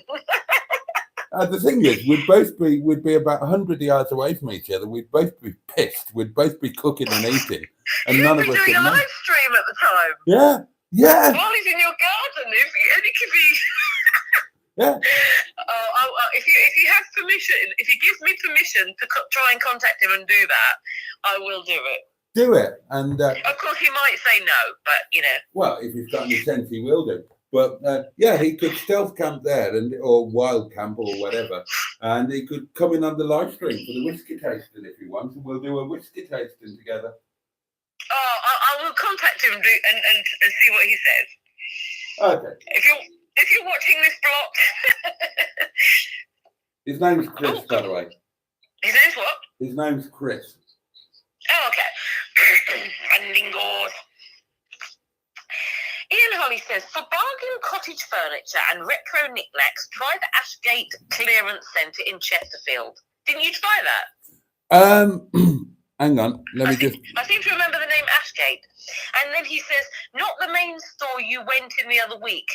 More likely to get yourself bargains. So apparently there's a clearance centre and not the main store. Right, yeah. Somebody else told me about that. One of my viewers who actually lives in Chesterfield. And yeah, I didn't know about this. It must be a relatively new thing, or that I haven't been there for a few years. I went into the main store, which is like a furniture type place. And she said, oh, there's another place there on the same industrial unit. And that's full of stuff. You should have gone there. So Ian is... So hang on, for bargain cottage furniture and retro knickknacks, try the Ashgate Clearance Centre in Chesterfield, not the main store you went to the other week. Right, so is that the one, Ian, that is in the same place? If it is, I haven't got a video planned for tomorrow, and tomorrow's video is going to be today's lunch, and that's a really easy one because I don't edit it. I top and tail it, and that's it. And I don't have another video. So if... yeah, let me know, Ian, if it's the one that the nice lady told me about, and it's on the same industrial estate down on the way to Hasland. And I will go there tomorrow because there's still a couple of things on the old shopping list, a couple of cheap pictures. I've literally got 2 picture hooks, 3 picture hooks upstairs with no pictures on them. So cheap pictures would be nice. What sort of pictures are you after? I don't know. Okay. Something in a wooden frame that I like the look of. Okay. Well, actually, no. I need 2 frame pictures and 1 canvas. You know your guest cupboard. your guest cupboard. Yeah, well, whatever. The guest It's cupboard mine then. now, is it? Right, there's 2 empty hooks on the wall that the bed butts onto, yeah?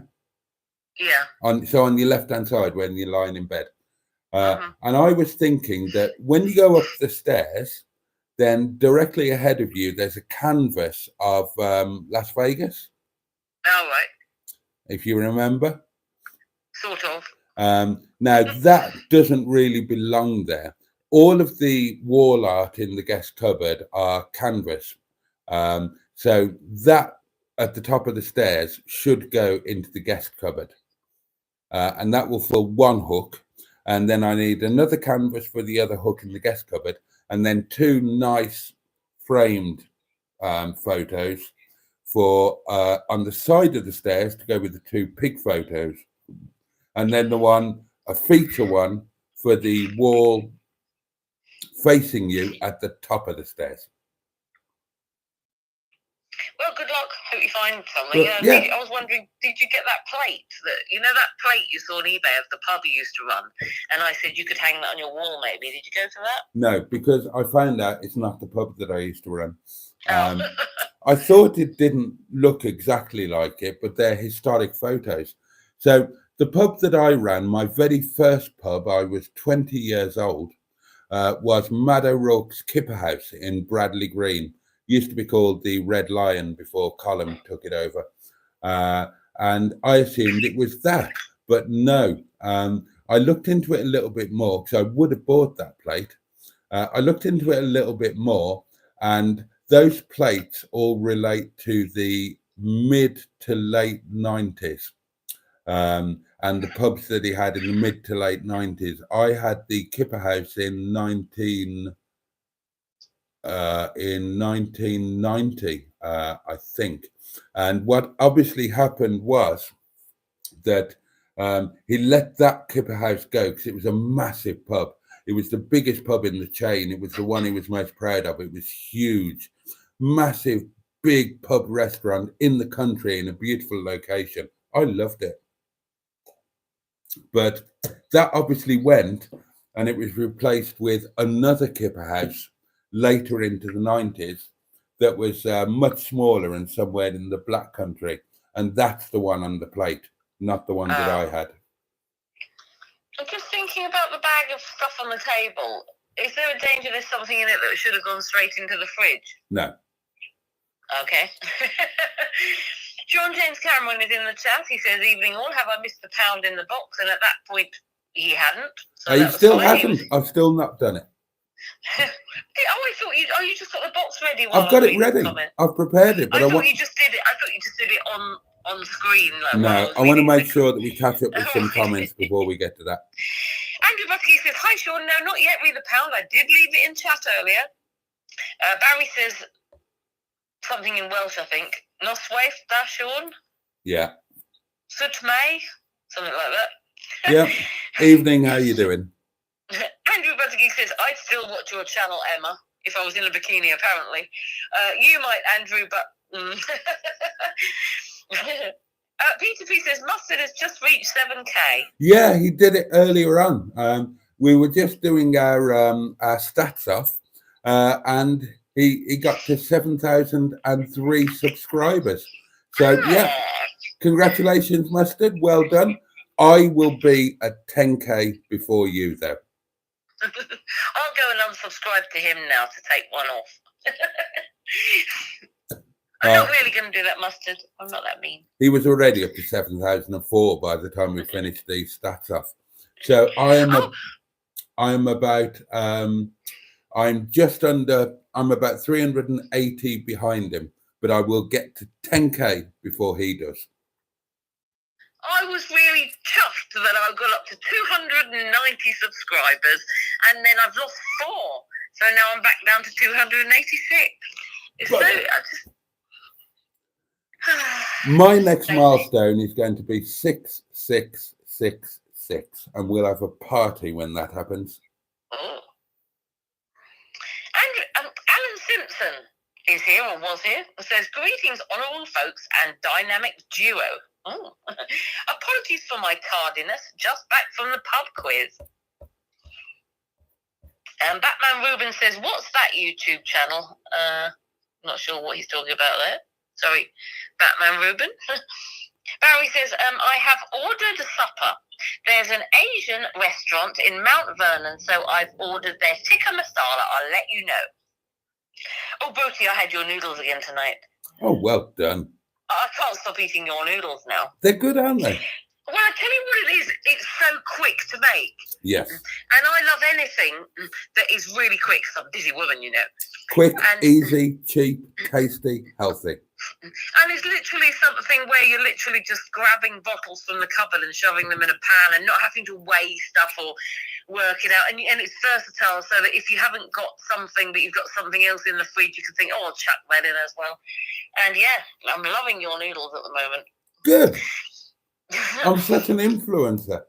You are. You're influenced. I need some more recipes. That's why, people keep saying, can you do staff curry recipe?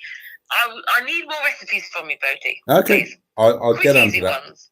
I'll Cheap get. ones, preferably, as well. Well, I'll tell you what I'll do next, and I'll do it this week.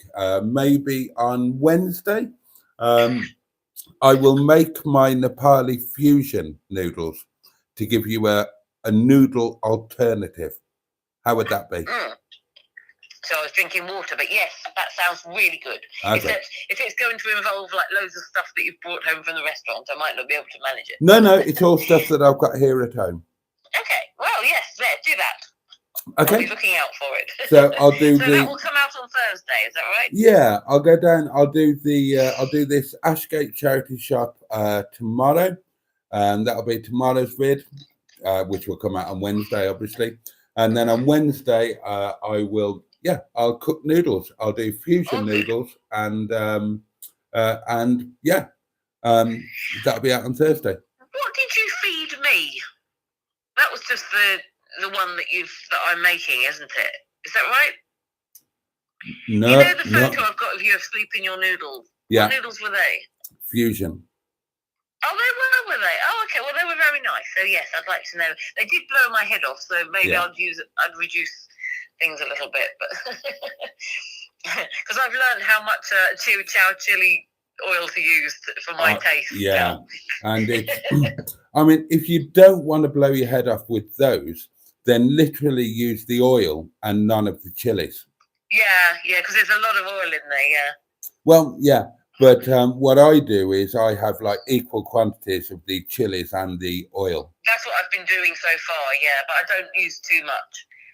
I've worked out how much of a teaspoon is for my, my palate. So, if you only use the oil and none of the chilies, then it won't be anywhere near as hot.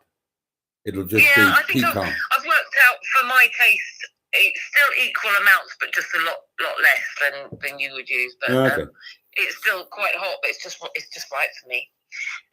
Peter P is telling you it's 1 o'clock, so we're 50 minutes behind. Barry says Madonna may kick you in the face for money. Apparently. Oh, now we're up to when we talked about Caroline living in the moment, because Fatman Rubens put it here for people to know. Oh, there we are. Alan Simpson says, I thought you were going to say full cream or semi-skimmed. Don't know what that was about. No idea. I'm sure at the time. I'm sure when the community read the comments at the time, they knew what was being spoken about.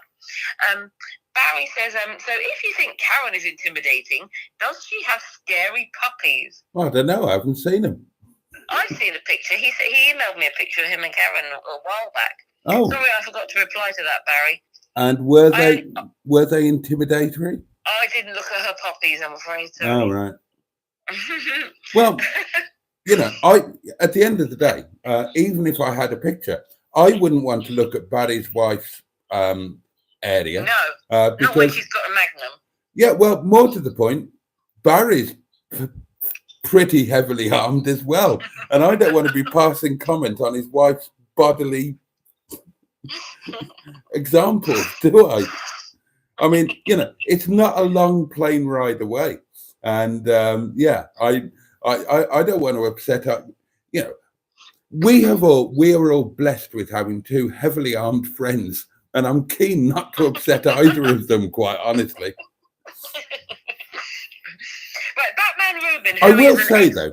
though, Baddy strikes me as a man who could cope with a larger boob. Yeah, definitely. I think so. Yeah. I would say, I can't remember the photo that well, but I think that she probably has a slightly, I don't think she's an A cup. Right, okay. I don't think she's a B cup either. Right, okay. You can let us know, Barry. Batman Rubin, who is an expert on boobs, and I know this, he says that he believes that Carol, living in the moment, has a D cup. Yeah, I would say definitely a C or D. Not definitely bigger than she is definitely bigger than a B cup. So C maximum. we'll have to ask her. I'll send her a message after I've messaged Blot to ask him to stealth camp in your garden. I will then contact Carol and ask her how big her boobs are. Okay. God, I'm a busy woman. You are. Mr. Stephen Parry from Port Sunlight in the World The Leisure Peninsula. says it's funny you both want to ask Carol Ann in the moment for her tit size. I don't. I just enjoy looking at them. Yeah, even though they're bigger than a B cup, so she's managed to break your habit of a lifetime. Well, Boaty. I don't know what a B cup is, but I am not intimidated by those. Well, there we go. You said that you've never, ever, like you've bonked like 60 million women, and you said that you've never, ever been with anybody. It's been a few. Sorry, it's been a few thousand, not 60 million. It's similar, and you said that it's always women with lower than a B cup or B cup maximum. Yeah, but I don't know what a B cup is. Well, so how can you make that statement then? Because how else can I put it? I've got to Well, you could just say you prefer the smaller boob. You don't have to say there've never been anyone bigger than a B cup. And then you've put out pictures of your lunch placed on your ex's boobs. And, Tracy and I can clearly see that some of your exes have had boobs bigger than a B cup. And you're still maintaining that, you only will go with a woman who's got B or younger or smaller, rather. So, it's... You need to get your facts straight before you start saying other on live streams. It's like this podgering harness and bonzo situation. You're now retracting that and saying I never said that I'd podgered bonzo and done something to his sphincter, when you clearly did, when you were being the Reverend Boaty and Mustard phoned in and you confessed everything to him live on a live stream. Oh, thank God it was after midnight, so it doesn't count. I don't know what a B cup is. Right. The truth is, I will put it out there on record. The truth is, boobs are intimidating or not intimidating. Go there, don't go there. Right. I don't know if that's a B cup or a C cup or a D cup. I wouldn't have a bleeding clue, to be honest with you. Just show me a boob and I will say, yep, I'd have a go at that, or no, run away. Well, there we go. I'm glad we've cleared that up. Yeah. Finally. Exactly. Batman Rubin says, back in 15 minutes, where are my Kleenex? He's obviously taken a quick look at Carol. Peter P says, next video, Boaty will be wearing a bikini. Sorry, the visual image of that was too much. Andrew Buttergeek suggests around 36 double D, roughly. Gosh, really? Barry says, Boaty's Borat suit. Oh, the mankini. Matron says that Carol looks like her mother-in-law. I'd like to meet your mother-in-law, matron. Bring her up to the yard. Have a watch. Isn't she about 70, Tracy? Many a good tune played on an old fiddle. Batman Rubin says, Emma, your pet are lovely. Oh, I like Batman Rubin. He says nice things. So does Andrew, actually. So does Peter P. So does everybody. Oh. Mine need to shrink a bit, to be fair, on my diety efforts. I get sick of them. Andrew Buttergeek says, Barry, not very nice. What did Barry say? Oh, Boaty's Borat suit. Barry says, Boaty and Mr. Parry are a big, fair or firm knockers. Andrew Butterkey says, I double that with both hands, Batman. Oh, thanks, Andrew. Aw. Barry says, Mr. Parry's 47 quid. Good game. Didn't they do well? Do it properly. Good game. Oh, Did sorry. they do well? Marvellous. Don't get nothing for a pair. Not in this game. You do with Caroline. Andrew Butterkey says, Arnold of Green Acres. Simone is or was here and says, hello again, you mad bunch. Good evening, Simone, if you're still here. Lots of people saying hello to her. Tracy's put out her channel. Bless your dad, Stephen, says Diane Sturdy. Oh, yeah, bless your dad, Stephen. Alan Simpson says, Mr. Stephen Parry is a community legend. Yes, he is, actually. I agree with that. Me too. He's a good one, says Andrew Buttergeek.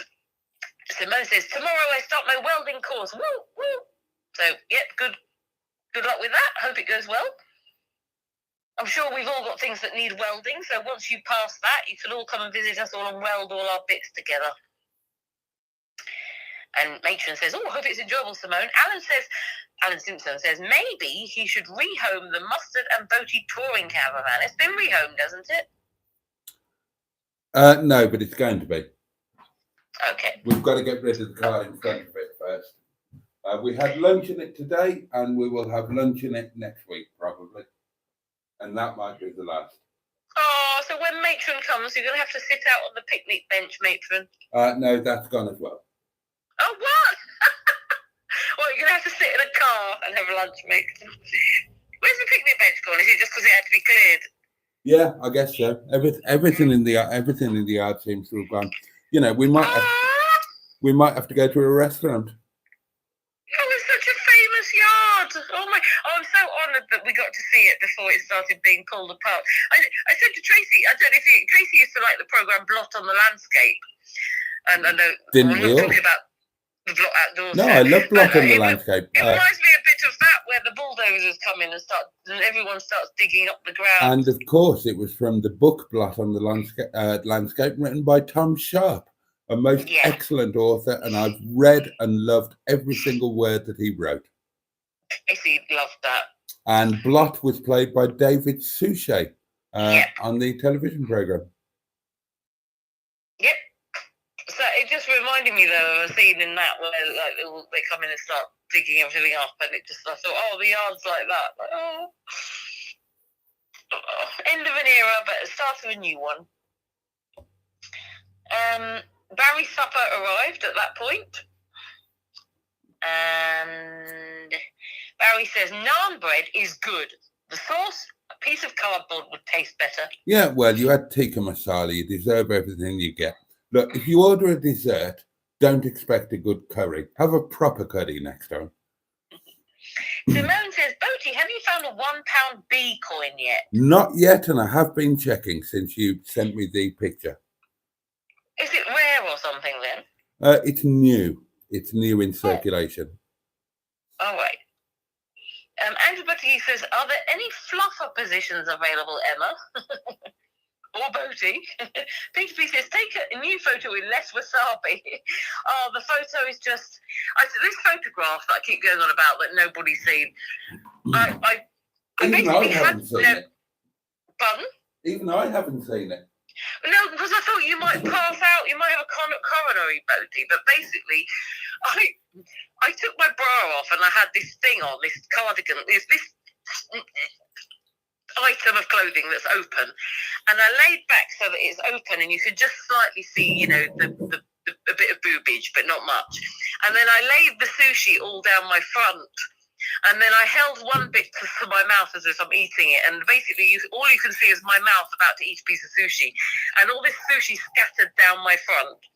But it's a little too booby and a little bit dodgy. And I just thought, I'm not really sure whether I should be, you know, putting pictures of me out all over the place. It's not quite how I saw my channel going, to be fair. You're a total pervert. Well, no, I'm not a pervert because I didn't send it to anybody. If I was a pervert, I would have sent it to everybody. You took it in the first place. I I know, because we were taking photos on boobs. We But were, to be fair. when I looked at the photo after I took it, I just thought, I'm not sure whether that's overstepping the mark slightly. You know what I mean? Like, you know, I'm a lady. Can't you edit some boob? Well, no, because if my fans want to see the boobage, don't they? If I edit the boob, I'll look like, you know, one of your exes, like really flat-chested. And people might not want that from me. You know, they might want to see the boobs. Oh, well. Apologies to any of Boaty's exes who are watching, by the way. Oh, yeah. They'll all be glued to their screens, I would imagine. Do they know yet that you keep putting out pictures of your lunch place on their boobs? Not as far as I know.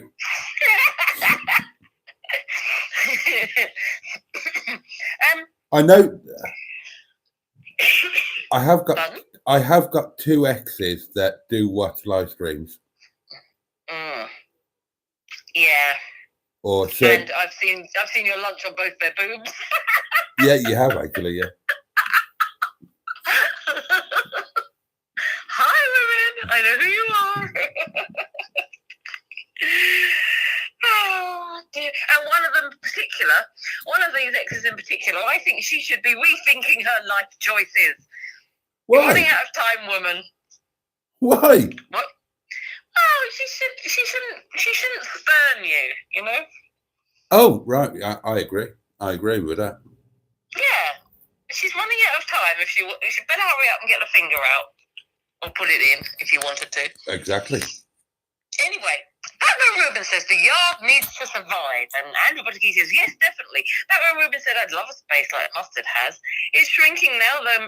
Batman Rubin says, matron. Sarah Edam is here. And she says, hello, what an excellent channel. How very kind. Thank you. That's very kind of you. Oh. So welcome, Sarah. And she says, I think your channel and Project Nigel are really good. So Thank welcome. you. Thank you again, and welcome to the live stream. And it's lovely to have you here with us in the community. I hope we see you again, and thank you very much. And you're very honoured, actually, to have that from Boaty, because he doesn't normally like cheese. So, you know, with a name like Edam, he could quite easily have got quite upset. But welcome. And Batman Rubin says, Edam, I want some cheese now. But yeah, good evening, Sarah. I hope you're doing well. Matron says, kind words. Thank you on behalf of a very behind in the comments, Boaty. And Sarah Edam is saying hello to Jimmy Quinn and hoping he is well. Sean James Cameron said, time for bed, night all. So, oh no, he's missed it. Oh. He's missed you putting the pound in the box and things. And the shopping. Well, was the shopping definitely from him? Oh, yeah. Yeah. Yeah. Oh no. He'll see it on catch up. He'll watch it in the morning. Sarah Edam says, I really love seeing older cars still on the road. That is what I would say is much more eco-friendly than a new milk float, also known as a new electric car as such. Would you like to make a comment on that? What? Sorry. So Sarah Edam says she loves seeing older cars on the road, much more eco-friendly than the electric cars. I just wondered if you wanted to pass comment. Yeah. Well, yeah, I agree. Keep as many older cars on the road as possible. Electric cars have their place until we move on to hydrogen. Batman Rubin says he hates milk floats. And no soul love hearing an engine. Matron says, many of us agree, Sarah. Sarah says, I have now looked into the cost, etc., of one of those new electric cars. So I was drinking some water, and for me, I don't see it worth the cost. I'd rather get a classic car or even a modern classic. And Ian Holly says, older cars have more character. And Agreed. I'm not a car fanatic, but I really agree with that too. Absolutely. When I've been going to the car shows, they some of them are beautiful. And the things you see on the road these days are just, boring, dull. Sarah Edam says, they certainly do, and older cars I just prefer.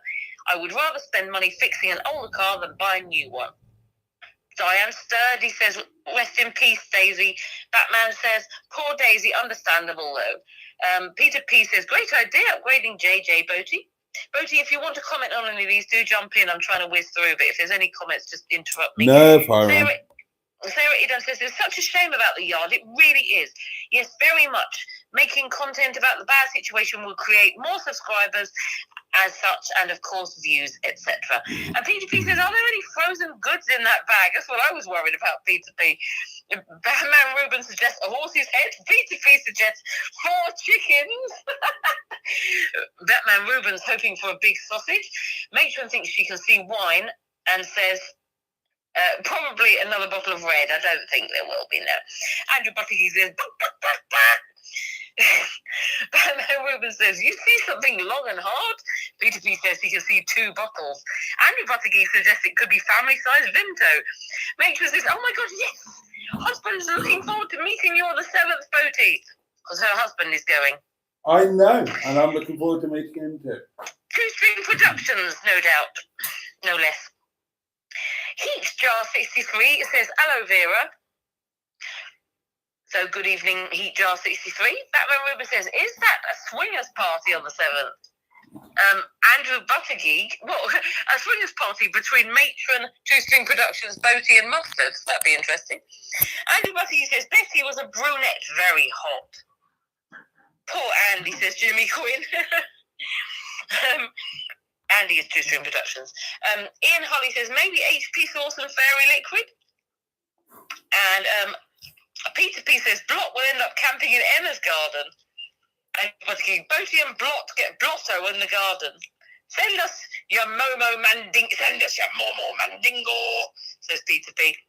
The Blot idea is genius, says Matron. I'd like to camp in Emma's bush, says Batman Ruben. You naughty boy, Batman. Wash your mouth out. Matron says, Emma, you have to contact Blot. Yes, I'm going to. I really am. Peter P says, you know it makes sense, right? You know it makes sense, right? Right. World famous whiskey tasting. Sorry if I'm getting it wrong because I can't remember how he speaks. Why, it's a whiskey review, man. Why, aye. Heat Jar 63 says B4M. I don't know what that means. Sorry, trying to work out what he was saying. Matron says those ice lollies in the Ocado pad must be water by now. Ian Holly says, yes, it is just as you come into the main car park. I think that's about that charity shop. Good. Right. Yeah. Okay. I will go there tomorrow. EGR 63 says he took the lollies back because they were still frozen. Peter P says he needs a photo of Emma on the wall. I think when I'm doing these phone-ins, it'd be funny if he had a picture of me framed in front of the phone. So when he's looking at the phone talking to me, you know, you got a picture of me. Yeah. But, you know, hopefully we'll have the doings sorted by next week. So definitely by next week. If we can sort the doings, I'll get things ordered tomorrow and get things sent on the day after. Oh, that'd be wonderful. And then hopefully it will work. That's our last resort. If it doesn't work then, I have no idea. Well, it worked here with your account, so there's no reason why it shouldn't. I know, that's what I'm thinking. Jimmy Quinn suggests that Tracy is a double F, and I would say absolutely not, Jimmy Quinn. And Matron says she is a J, actually, but thanks for checking. Fucking fabulous, Jimmy, says Peter P. Fun. Double melons, says Andrew Buttergeek. Even better, Tracy, says Jimmy Quinn. So he obviously likes very ample boobage. Bigger the better, Tracy, he says. A lot of wonk bonk material tonight, says Andrew Buttergeek. Full of boys, defo Andrew, lol, says Matron. And not forgetting the ladies, Trace. We're a community, says Andrew. Community, says Matron. Ooh, Matron, says Andrew. Come together right now over me in his dreams. Oh my God, R.I.P. picnic bench, Tracy says. So we're really catching up because we mentioned the picnic bench not that long ago. Are the 3 spare loos that were next to the picnic table still there? Yes. The 3? Yes, they are. Oh, they really? Yeah. Got rid of the picnic table, but the toilets are still there. Yeah, so we could sit there and have our lunch. Just arrange them a bit. I need tissues, says Andrew. We will have to sit on them, Andrew. The loos, not the tissues. He's laughing. Jimmy Quinn says, well, I have seen the videos, Emma. with his tongue dangling out 3 times. Andrew Buttigieg says the loser for Boaty's spare buttocks. You need 19 of them. Good point, Andrew, says Tracy. Bedtime, Simone says. Ta-ta for now. Good night, Simone. Batman says, I want to see the boobies. God, he's a little boob mad tonight. It's Carol Ann's fault. I blame her. Yeah. And your ex-girlfriends. Good night to Simone, everyone saying, get in line, Batman Rubin, says Peter P. Sewell. Tomorrow says Simone, put it in, put it out, put it all about, says Andrew Buttigieg. Don't forget to like, says Jimmy Quinn. Night, Simone, says Andrew Buttigieg. Matron says, this community channel does very funny live streams and you might see me on there occasionally. Please check it out. Oh, and she's put out Exploring with Ben and Sam because she's been joining their StreamYard things, but they're on at like 3:30 in the morning in England, so I can't join. But, some of our friends overseas might want to watch. That reminds me, Matron, can you explain what a biscuit is? A biscuit is hard and then gets soft when exposed to the air, Peter P. Unless we're talking about a soggy biscuit. Ooh, says Andrew Buttigieg. Hello all, says Stephen S. Paul. Hello, Stephen. Everyone's saying hello to him. Good evening, Stephen. And we have caught up with the comments, Mr. Boaty. Good work, Emma. That was a sterling job. Right, darlings. Thank you for being with us over this last 2 hours and 12 minutes. We will now get on with the telephone box and the unshopping, and then we will bugger off and leave you in peace.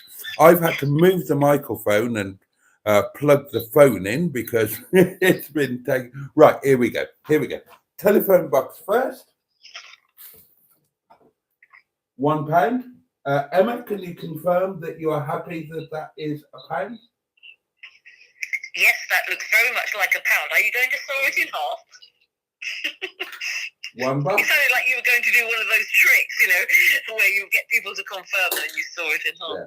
Well, they think that I put the same pound in every night, and I don't. Right, that's that pound. Peter P says that it was 2-hour foreplay that we just had before you did that. Okay, right. For those of you who are new, who have joined us more latterly, just before the live stream started, there was a knock at the door, and it was an Ocado delivery man. I had no idea what was going on, and it was an Ocado delivery in my name. And the Ocado delivery, and here it is, here. This was the entirety of the delivery. And I believe that it's a £40 minimum order, and the delivery consists of 2 bottles of wine. I can tell you that. So let's have a look. Oh.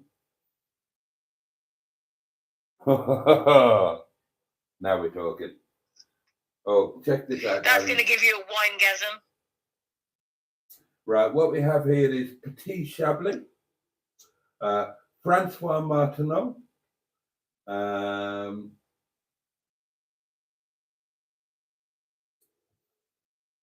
there we are. Is there a year? Where's the year? Oh God, I need my spectacles. Oh God, hang on, let me get my bloody spectacles. Oh God. I'm so glad that they've come in handy, Boaty. Oh, bring on Ronnie Corbett. I picked them carefully. Oh, they make my eyes do weird things. No, they're just for reading, Boaty. They're not for looking far away. The whole point is they make the words bigger for you to read. Okay. And make you look completely gorgeous as well. Oh, bless you. I'm not seeing a year. But obviously, Chablis is my... Oh, here's the year. Look, it's right there. Look, I didn't even need the glasses. So I'll take those off. It's 2022, which is fine for a Petit Chablis. And obviously, Chablis is my favourite wine ever of all time. And that is doubtless from the lovely... Well, yeah, it's going to be from Sean, isn't it? So that's incredibly kind. And this one... Oh. Now then. It's another Chablis, darlings. Not a Petit Chablis this time. a Chablis, and that is Cellier du Volvin, Louis Jadot. Again, it's 2022, and oh god,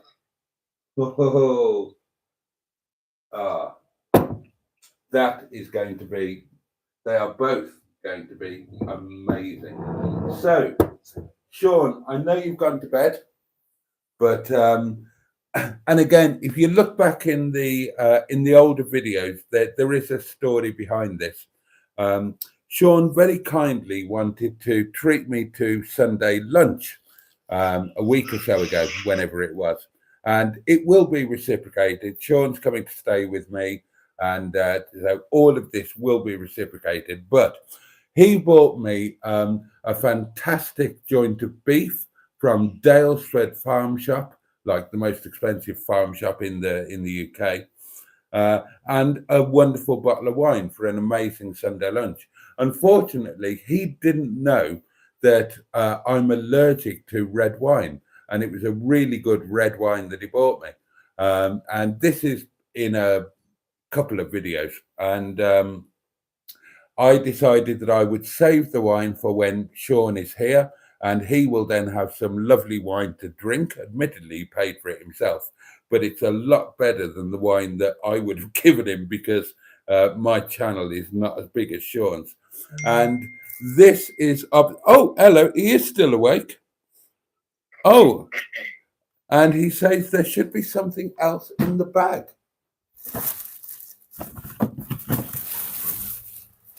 Oh, and there is.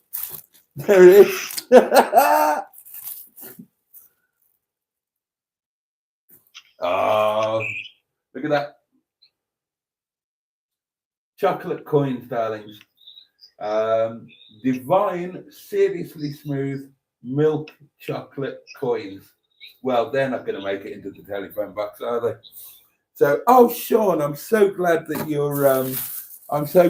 you're still awake to see this. And well, and now we knew it was from Sean, didn't we? But now we've got it absolutely confirmed. And so, yeah, to carry on the story, this is obviously because he wasn't aware that I couldn't drink red wine. So there's a beautiful bottle of red wine waiting for when Sean comes up to stay with me. And that's going to be just amazing. Absolutely amazing. And I have got not one, but 2 bottles of my favorite wine in the world. And that makes me a very happy Boaty indeed. Sean, thank you so much. You're a lovely and incredibly generous man. Hang on. What's the difference between a petite and a normal one? Hashtag Boaty Wine Club. Yeah, that's Sean's idea, that we should do a monthly wine club live stream. A petit Chablis. Okay, how do I describe this? Okay. Chablis is graded depending on the quality of the wine. Now, let me make this clear. There is no such thing as a bad Chablis. All Chablis is fantastic. It's Premier League wine. It's stunning. It's beautiful. It's just to die for.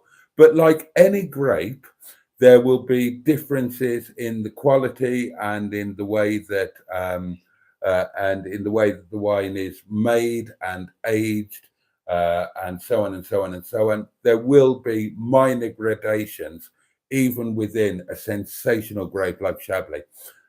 So Chablis is kind of, you've got 3 divisions. The best Chablis is called Chablis Premier Cru. And then you have Chablis, and then you have Petit Chablis. But don't make the mistake of, even a Petit Chablis is a million miles above any of the normal stuff. So a Petit Chablis is kind of the bottom of the Chablis, the bottom rung of the Chablis ladder, but nonetheless, the Chablis ladder is so far above something like a Rioja Blanco or a Pinot Grigio that even the bottom rung of the Chablis ladder is in a different tenement building to the run-of-the-mill wines. So be assured that a Petit Chablis is a fabulous and wonderful thing. And both of these are the pucker article. You can go into a supermarket like a Tesco or a Sainsbury's, and you can get a Premier Cru Chablis, allegedly a top-of-the-range Chablis, but it will be from one of the lesser vineyards on the wrong side of the river, where it gets the wrong weather. So even it might be the best of their vineyard and thus Premier Cru, but I can tell you I'm not intimately familiar with either Francois Martineau or Louis Jadot, but I can guarantee you that these are both going to be absolutely sensational. And what am I going to do with these? I can't afford to buy wine like this. So I think, right, let's think. Right, I'll tell you what we'll do. One of these I will save to drink when Sean is here. And the other one I might save for my birthday, which isn't all of that far away. Or Christmas. Maybe Christmas. But this is very definitely very special occasion wine. And Sean, thank you so much. Again, I was, were you watching earlier when I was talking about the Okada guy? I was bewildered when he turned up, but he was a lovely chap and we had a bit of a chat. And I did explain to him how this had occurred, and he hoped that I enjoyed the wine, and he said that you sounded like a lovely chap, and he sends his best wishes to you and hopes that you are enjoying the fruits of your YouTube efforts. Oh, hello, what's this? Let me have a look at that. Oh, right, Matron's taken a screenshot of the wines, but there we go. Sean, I am so grateful. This is it's so lovely to have something like this just in the cottage, because it's beyond my means. When I get rich and famous, I'll drink this sort of stuff every night. But for the time being, it's well and truly beyond my means, and I really am very grateful to have these to gaze at and eagerly anticipate. And they will be saved for a special occasion, but I will definitely uncork one when you are here, along with the red that you kindly provided for yourself. And I'll start tucking to the chocolate coins probably tomorrow. Emma, do you have a... Sorry. Go on. Oh, I was going to say, do you have a date set yet for when Sean comes to visit, or is it just still in the planning stage? He has said before Christmas. Oh, that's nice. It can't be that far away. You'll need to wash the bedding, because I don't think you've washed it since I was in it. How do you know? What do you think I am? Some kind of slob? No, because you always put it on the light on one of your videos whenever you wash the bedding. I've noticed that. It's like the highlight of your day sometimes. So I mean, if I come to visit next before anybody else does, I'll be checking to see if the dead spider is still in the bed, and if it is, I'll know you haven't washed it. Right. Okay. Do tune in to Boaty's World tomorrow, darlings, when I will have washed the bedding. You do always tell the community every time you're washing the bedding. I haven't. I've never done it before. I did it when you made a big fuss about saying, right. No, you also do it whenever Neil and Sophie come to stay. Yeah, after you made the fuss about saying, look, make sure you wash the bedding, Neil and Sophie have stayed there.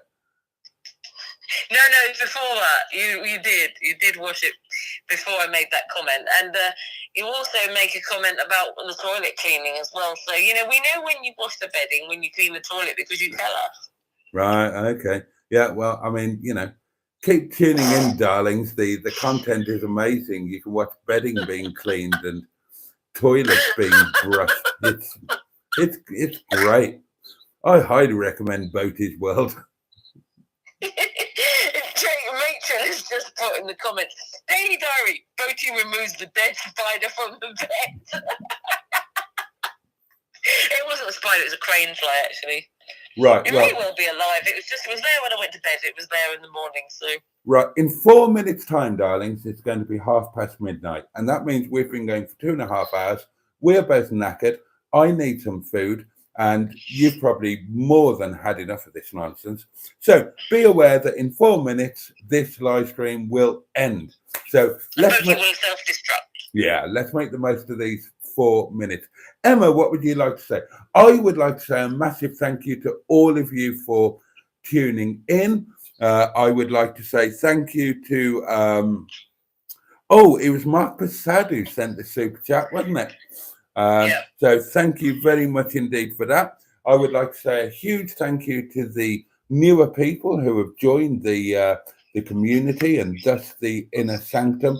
I would like to say a humongous thank you to Matron for overseeing the doings. An incredible 44 double J thank you to Emma for co-hosting with me. And next Monday, you're going to see us together vertically. Oh, yeah. Matron will be excited about that. And you're reunited. Yeah. Reunited and it feels so good. Oh, yeah. Yeah. I need to be reunited with Boaty. It's been too long. Why don't you suck on it, baby? Oh. It's been too long. And of course, I need to say, I'm also going to say a massive thank you to Captain Mustard for a lovely and enjoyable day and for making plans and for both of us getting excited about the future. And for the only downside with today was that he remembered that it was my turn to buy lunch. I was hoping he'd forget. And last, but by no means least, I need to say a massive thank you to my lovely friend Sean for these 2 amazing bottles of wine and just for his continued support, kindness, advice, and generosity. It means the world. Emma, over to you. You've got 2 minutes. Well, I would like to say thank you to the one person who has subscribed to me during this live stream. Thank you very much, whoever you are. And thank you, Boaty, for putting up with me for 2.5 hours. Oh, you're a godsend, darling. You know that. Allowing me to boss you about and be rude to you live on your live stream. I do what I'm told. I'm a good boy. And thank you, community, for putting up with me and listening to me waffling on as well. And hopefully see you next Monday on the screen if all goes well. Fingers crossed, I really hope. But until then, all have a great week. And I will see you, I'll see you in the chat box, probably every night. And hopefully see you next Monday. And that's a bye-bye from me. Good evening from me and good night. This will be the device that makes all the difference, darlings. Have you got, when you do the live, have you got a power source? I can have one. Okay. I can, put an extension on, sort of thing. Okie dokie. The battery is not bad, but it probably wouldn't do like a 2.5 or 3 hour job without getting a bit of charge into it.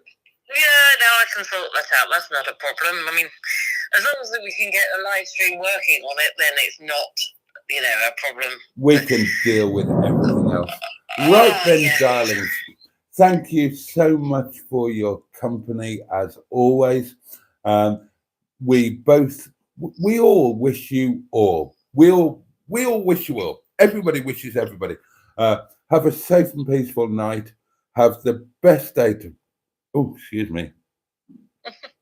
Have the best day tomorrow that you can. Be sure to squeeze every little bit of joy out of the new day that you possibly can.